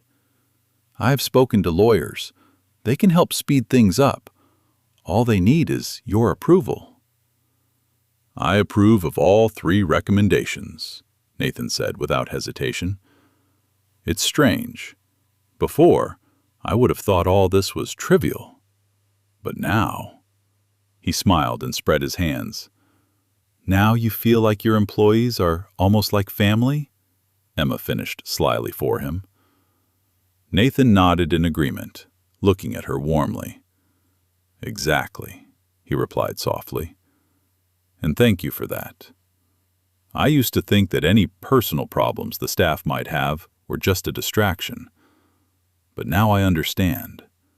A happy and healthy employee works better than a stressed and intimidated one." Emma beamed with praise. "Well, we still have a lot of work to do to make everyone happy," she joked, closing the folder. but I think we're on the right track. No doubt about it, Nathan confirmed. You're our most valuable talent acquisition in years. Emma flushed. She still wasn't used to compliments, even though she heard them from him much more often now. Here she narrowed her eyes slyly. Speaking of employees, there's one more point, Nathan. Yes? He raised his eyebrows questioningly. Emma made a mysterious face. Your mom is expecting you today at 11 o'clock. She said she has news about the project in Guatemala. Nathan perked up. The project in Guatemala was his new brainchild, though it was born thanks to Emma. Soon after his recovery, having reassessed his life's priorities, Nathan decided to change his approach to business. Instead of mindlessly pursuing profit at any cost, he wanted his company to become a force for good for those on the other end of the trade. The idea was to work directly with farmer cooperatives, helping them develop by investing in local education and technology, rather than simply buying raw materials from them at rock-bottom prices. Emma was very helpful with her advice, as her home region is Latin America, and she understood the mentality as well as the culture of the United States. She also provided contacts through distant acquaintances that no hired consultant could have found. Together, they developed a mutually beneficial partnership program with 3 pilot cooperatives in remote villages in Guatemala. It was part of his holding company, but the process was managed by a specially created team overseen by Mrs. Brooks herself, who also liked the idea. For the first time in many years, Nathan felt something more than profit from his business. He saw how the lives of people in those villages were changing. They were earning 40% more. They were receiving new tools. Their children were receiving scholarships from the foundation for their studies. He considered this business model a real achievement, much more important than another contract to supply coffee to a major chain. In large part, all of this was made possible by Emma's unique perspective. She served as a bridge between the two worlds, understanding both the farmer's needs and the corporation's language. That's why Nathan included her as an advisor on the project. I wonder what Mom will say, he said thoughtfully. I hope everything is going well. We'll find out soon, Emma smiled. She rose to get ready, but froze, noticing Nathan staring at her. That look that always made your heart skip a beat. Warm, gentle, slightly thoughtful. Is something wrong? She asked softly. Nathan slowly rose from the table and came closer. You know, Emma, sometimes it seems to me that we are too different, he said suddenly. Emma blinked in confusion. Why all of a sudden? Well, of course, she answered cautiously. You're a rich businessman, and I'm a simple girl from— Exactly, he nodded. If you'd asked me a year ago, I'd have said there was a gulf between us. You're from a poor village, I'm from New York. You were trying to raise money for your brother and sister's education, and I was handling millions. Emma lowered her eyes. Yes, he was right. How many differences there had been in their destinies. But now, Nathan continued, I realize that these superficial differences mean little. He took her hand in his. Emma felt everything inside her tremble at the touch. We've both worked hard for our family, he said quietly, looking into her eyes. We both believe that doing good is right, even when it's difficult. And we've both learned that caring for each other only makes us stronger. Emma swallowed the lump in her throat, desperately trying to stay calm, even though her soul was floating in the clouds from his words. The only difference is, he smiled, that I've had a ton of opportunities since childhood, while you've only had one stubborn hope. But you know what I think? What then? She whispered. hanging on his every word. "I think our differences can be our strength if we stand together," he said simply.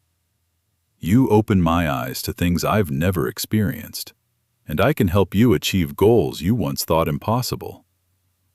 Emma's eyes filled with tears. She nodded quietly. "You're probably right." Together, we managed to overcome what we couldn't have done alone. Nathan frowned slightly, as if gathering his courage, then continued, trying to speak in an informal tone. After all, it was work time. "Emma, tomorrow we are flying to Guatemala, as you know." She smiled, catching her breath. Yes, they had been planning a joint trip for a long time. Nathan wanted to personally see how things were going with the partner cooperatives. So, Nathan took a deep breath. "I wanted to ask you, how do you think the people in your village will take it if you come with me? Just like that, the two of us, hand in hand." He said the last part slightly embarrassedly and watched her reaction carefully. Emma felt herself blush. Her heart skipped a beat. He just said hand in hand. "Honestly?" She looked away toward the window, where the olive branches swayed in the breeze. "They'll probably be shocked at first. A rich American, and we—" She hesitated. Nathan squeezed her hand a little tighter to give her confidence. "I was afraid," she continued quietly, "that people would say you were with me out of gratitude." "Well, I saved him, so he got carried away, got his feelings mixed up." Nathan chuckled softly. "Emma, I admit, I've had similar thoughts too. What if you feel sorry for me, confusing it with something more?" "Mom told me," Emma smiled slightly, "that I need to make sure that you see me not just as a savior, but as the real me." Nathan released his hand and gently stroked her cheek. "I see you, Emma," he said seriously. "I see a kind, brave, intelligent woman who made me a better person." Emma closed her eyes for a second, pressing her cheek against his palm. "And I see more than just a boss in you," she whispered. "There's so much warmth and nobility in you. You've just been hiding it under that icy armor for so many years." "Until some daredevil came along with a jackhammer and smashed it," he smiled. Emma laughed out loud. "Well, I don't know how brave I am." She looked at him joyfully through tears of happiness. Nathan pulled her closer and hugged her tightly, their breaths mingling for a moment. "You know what I regret most?" he whispered in her ear. "That we didn't do this sooner. I would have preferred you to save me, not from diabetes, but from the empty life I had." Emma shook her head. "There's no right sooner or later. There's that perfect moment when two good souls meet because they need each other," she said, leaning into him. They stood there, hugging each other for a while. And this was not the end of the story, but just another wonderful beginning. A day later, the airline's luxury jet was gaining altitude over the ocean. Nathan and Emma were flying to Guatemala, officially for a business trip, unofficially with the excitement of newlyweds traveling to meet their bride's family. They sat in comfortable first-class seats, holding hands.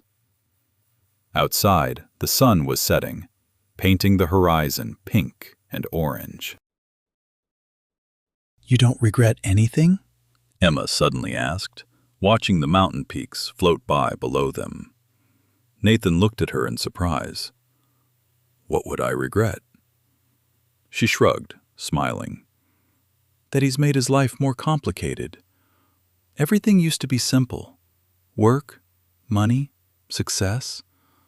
And now, pills, insulin, constant flights to Guatemala, and a girl from a completely different world." Emma said this easily, but her gaze was wary. Deep down, she still feared that his bright feelings were temporary, that he'd meet someone equal to him and leave. She was so afraid of being alone again. Nathan looked at her intently and, almost laughing, shook his head. "Emma, do you seriously think I'd prefer that simple life back?" he asked, without a diagnosis, but instead slowly dying from the emptiness inside, without a real purpose, without you? Sometimes I think that maybe it would be easier for you with a girl from your circle," she quietly admitted, "so that you wouldn't have to explain everything." Nathan suddenly gently lifted her chin with his finger, turning her face towards him.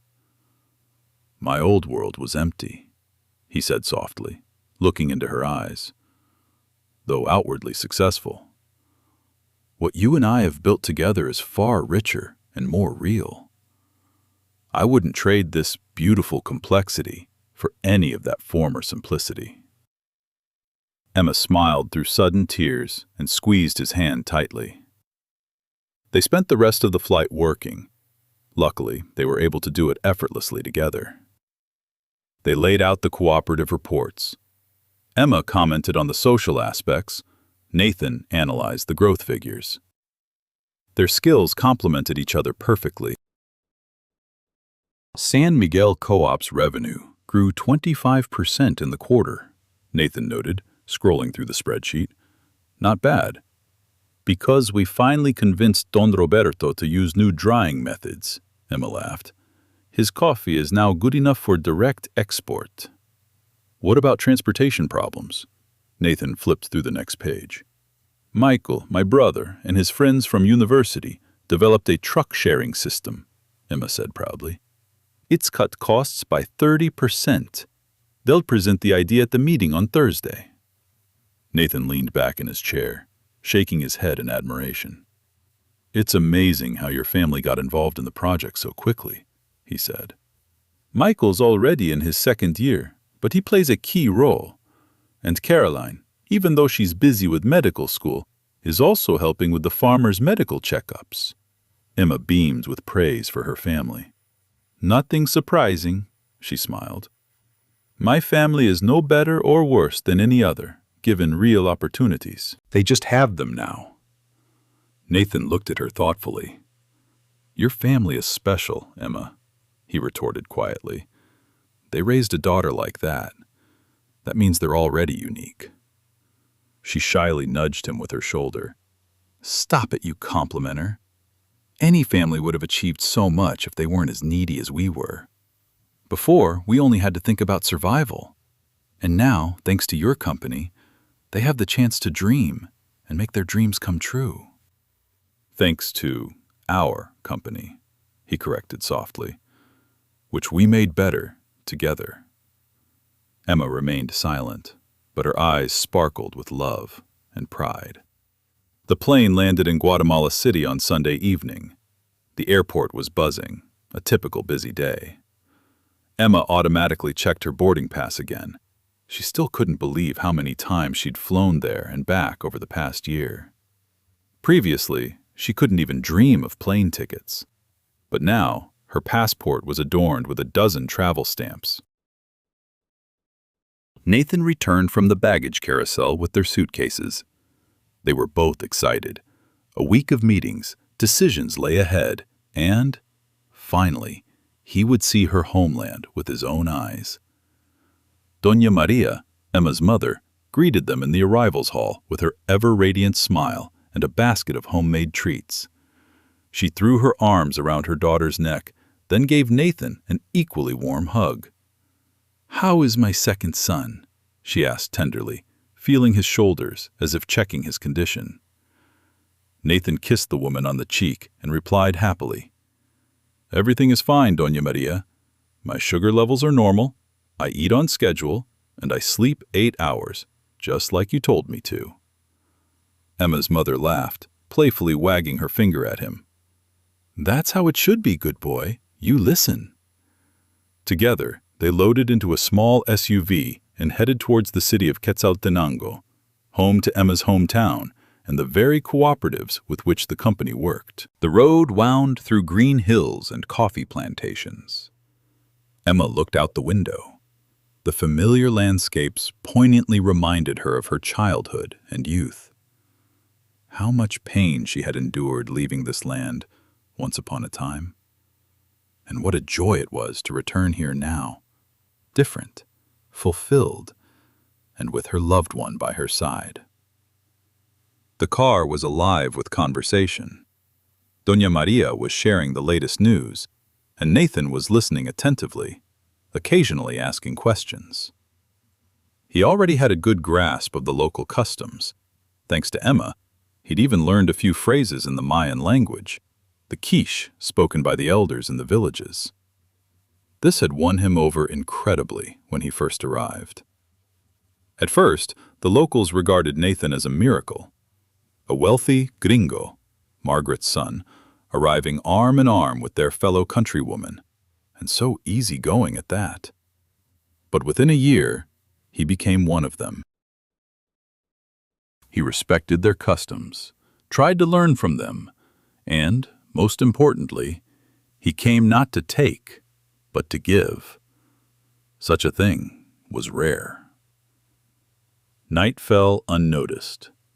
As the car wound along the serpentine mountain road, Emma dozed off, resting her head on Nathan's shoulder. Donna Maria smiled, looking at them through the mirror. Her daughter was happy. And Nathan? He looked at the sleeping Emma with such love and tenderness that his mother's heart was finally at peace. She had silently blessed them a year ago, but now she saw with her own eyes. This was true, mature love. Upon arrival, a celebratory dinner awaited them with their extended family. Nathan devoured homemade tamales with relish, interrogated Don Miguel, the family's father, about the secrets of roasting corn, and played ball with Emma's nephews to the delighted laughter of the entire village. Emma watched with bated breath. Was this really the same Nathan who had once been the cold, distant king of office skyscrapers? No, this was a kind, open, and caring man who cried easily when listening to Doña Maria's stories and laughed with the boys as they ran barefoot through the courtyard. Late that night, after tucking the family into bed, Nathan and Emma went for a stroll around the neighborhood. The starry sky stretched above them like a vast dome. Cicadas chirped in the bushes, and the air smelled of fresh air and herbs. "You know what I like most about coming here?" Nathan asked quietly. "What exactly?" Emma smiled, snuggling into his side as they walked down the old cobbled street. "They know me here after I've changed," he said thoughtfully. "They have nothing to compare me to. They only see the Nathan I became thanks to you. They don't have to mentally juxtapose the image of the ice boss with the image of me now. For them, I've always been who I am now." Emma stopped, turning to face him. "Do you think you've changed?" she asked quietly. Nathan chuckled. "More than that, I feel completely different." Emma shook her head and gently ran her fingers down his cheek. "No, darling, I didn't change you. I just helped you find your true self, who you've always been at heart." They paused outside the small outpatient clinic building, the very same health center where Emma's grandfather had once been diagnosed too late. Nathan paused, examining it. The extension with a new sign, the new equipment inside. He had paid for all of this on his second visit, considering it a point of honor. "Do you think your grandfather would be proud?" he asked quietly, looking at Emma. She smiled thoughtfully. "I think he'd be surprised that his illness has saved so many lives," she replied. "Yours, right there, and all the lives this clinic will save now." Nathan nodded. Every time he thought of Grandpa Tom, a simple peasant who had to be tenacious and secretive to survive in harsh conditions, he was filled with respect. This was the man whose life had taught Emma everything she knew about everyday medicine. So, indirectly, he owed his life to him too. Yes. He looked at the sky and, as if addressing a distant star, whispered, "Thank you, Señor Tomas." Emma squeezed his hand. They walked back, leisurely discussing their plans for the week. Tomorrow, a meeting with the cooperatives. The next day, a presentation of the new schools the company had helped build. Then a large gathering of all the partners, where there would be both a celebration and an exchange of ideas. "It's going to be a very busy week," Emma sighed, imagining the number of events. "But at the end, we'll have a day off at Lake Atitlan." Nathan winked. "Together?" She raised her eyebrows slyly. "Of course," he chuckled. "Would I pass up the chance to relax alone with a beautiful girl on the shore of a lake?" Emma laughed. "Only if this wonderful girl cancels your scheduled medication," she teased. "Never." He shook his head gravely. Your maxim, "By caring for each other, we become stronger," will forever be etched in my mind. They approached the house. A warm light glowed in the windows. The family there was still awake, discussing their affairs. Emma suddenly stopped in front of the gate and turned to Nathan. "You know, when I was little, my grandmother told me stories about princes and princesses," she said thoughtfully. "But life turned out so well that I didn't believe in fairy tales at all when I left here. It seemed to me that all those happy stories weren't about us, not about ordinary people." Nathan wanted to object, but she put her finger to his lips. "And now I know. Happiness isn't when everything is perfect, like in a fairy tale. True happiness is when there's someone by your side who makes you better and with whom you can overcome any challenge." Nathan kissed her fingers tenderly. "And this is the best happy ending I could have wished for," he said quietly. "Although, no, not a happy ending, just a happy continuation of our story." Emma, touched, laid her head on his chest. It was at that moment that joyful whispers came from the darkness behind the fence where they were standing. "Look, Mom! They're hugging!" My sister Caroline quietly chirped in her mother's ear, watching from the window. "So be it, my dear, so be it," Donna Maria smiled, wiping away a happy tear. "It seems true love knows no boundaries or differences. The main thing is that they found each other." Carolina nodded seriously. "I'm so happy for Emma. And for Mr. Nathan." She paused, a smile appearing on her lips. "Or rather, for Nathan, my future brother." And, unable to contain herself, she clapped her hands joyfully. Outside, Emma and Nathan looked up at the noise and burst into laughter. "It looks like someone's spying on us," Nathan said jokingly, pretending to be angry. "We'll have to go inside and lull everyone to sleep with songs, otherwise they won't fall asleep." Emma snorted cheerfully. "Well, you have mastered the lullabies in Quiche, my prince." "Very well, princess, if you will sing with me," he retorted. Amidst jokes and laughter, they entered the house where they were greeted by a loving family. Another week passed, full of meetings, work, and new plans. Finally, the day of farewell arrived.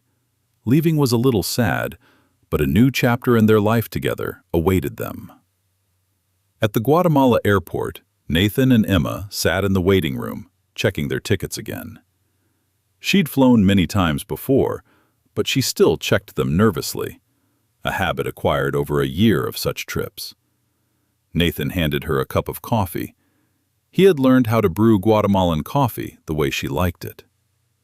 "Ready for another week in Quetzaltenango?" he asked with a smile, sitting down next to her. Always ready, Emma replied, taking a sip of the aromatic drink. They decided to fly back in a month. The expanding program required their presence. "By the way," he remarked, showing her the phone, "your sister wrote." Emma glanced at him. "Carolina got into medical school at the University of San Carlos." She gasped with delight, tears of pride welling up in her eyes.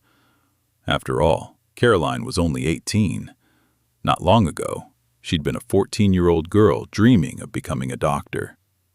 And thanks to Emma's risk in Nathan's office, thanks to the scholarship, her sister got her chance. "And all because you took a risk for me," Nathan said quietly, as if reading her thoughts. He put his arm around her shoulders. "If it weren't for your courage, none of this would have happened." Emma shook her head. "It wasn't I, but we who made this possible," she corrected softly. "We together." He smiled and hugged her tighter. Over the next year, Nathan and Emma's relationship developed naturally and beautifully. Nathan's first visit to her family finally put everything into perspective.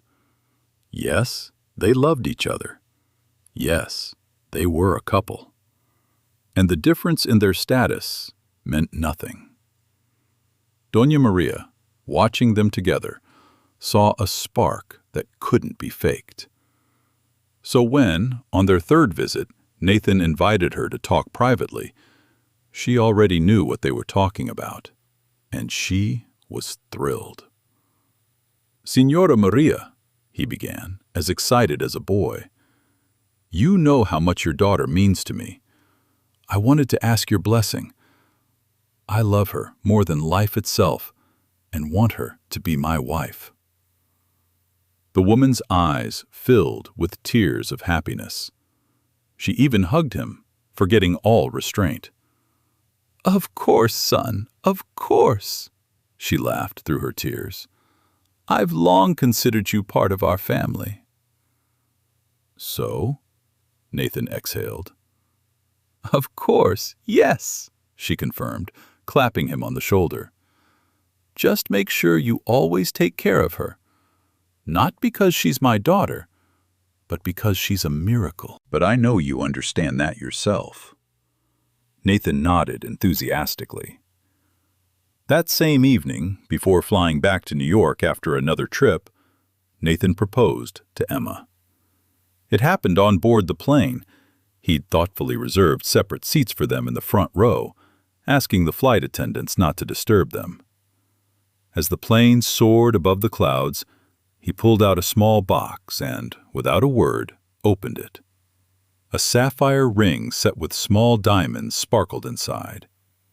The stone's color, the exact color of the blouse she'd worn to his home that memorable morning 6 months ago, was forever etched in his memory. "Emma," he said quietly, nervously, "I'm not the best at speaking, but—" He took a deep breath. "You gave me life, filled it with meaning and love. Stay with me forever. Will you marry me?"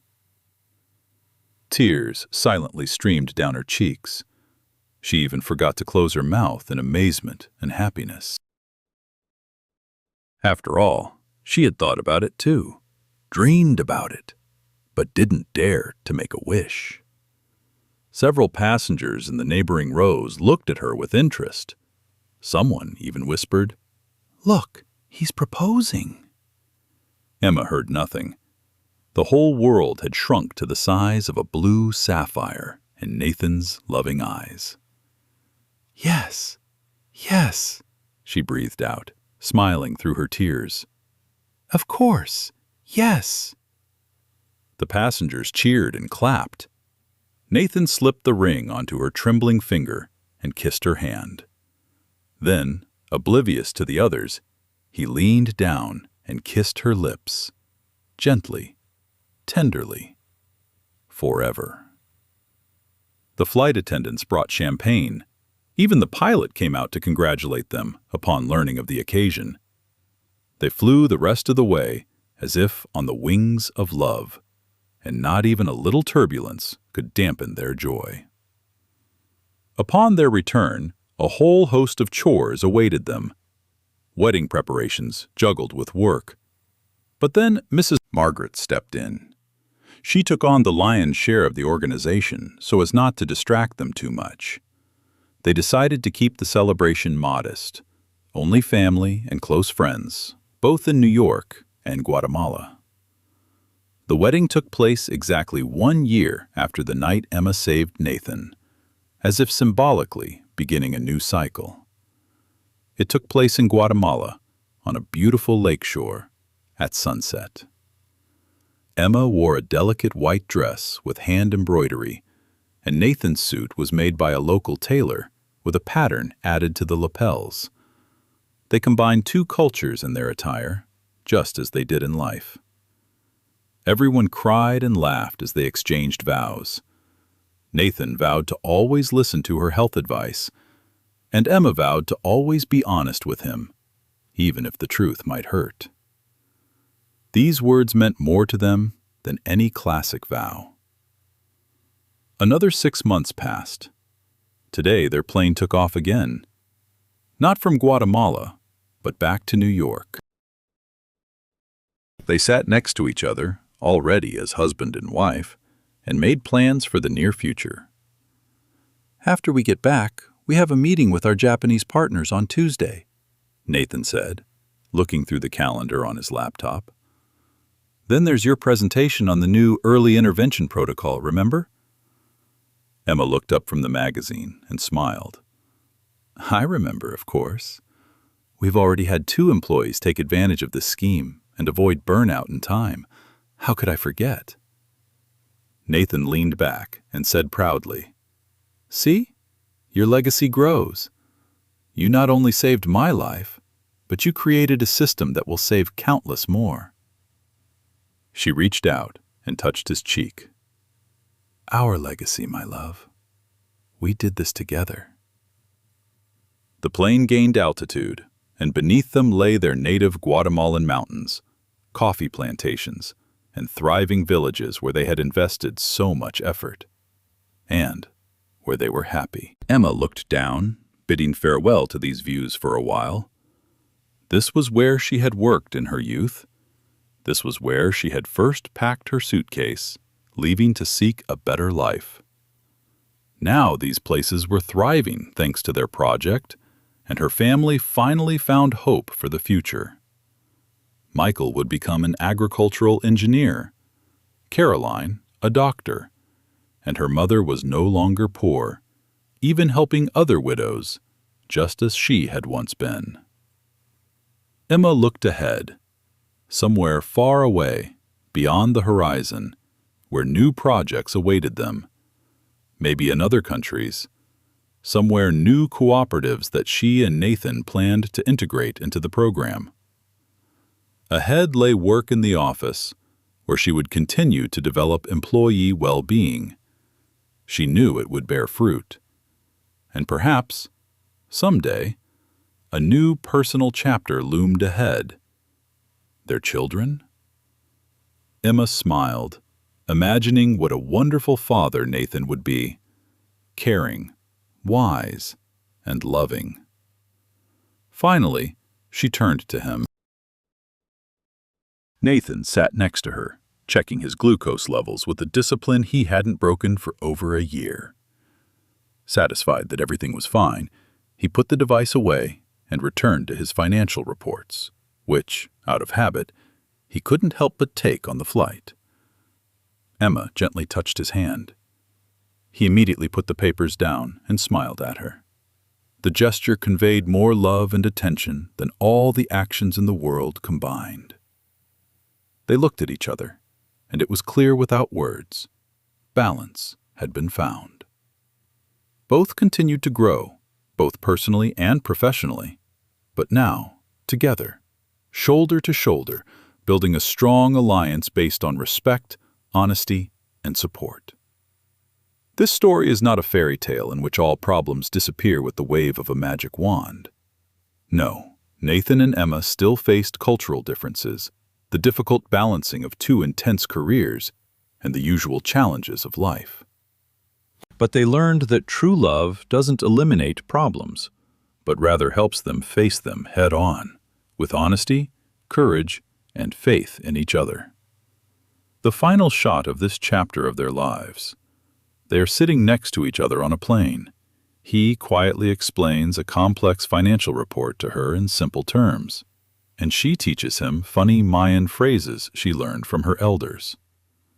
They found something more valuable than idealized romance. They found a true partnership, built on a solid foundation of mutual respect, personal growth, and the confidence that together they could weather any storm life throws at them.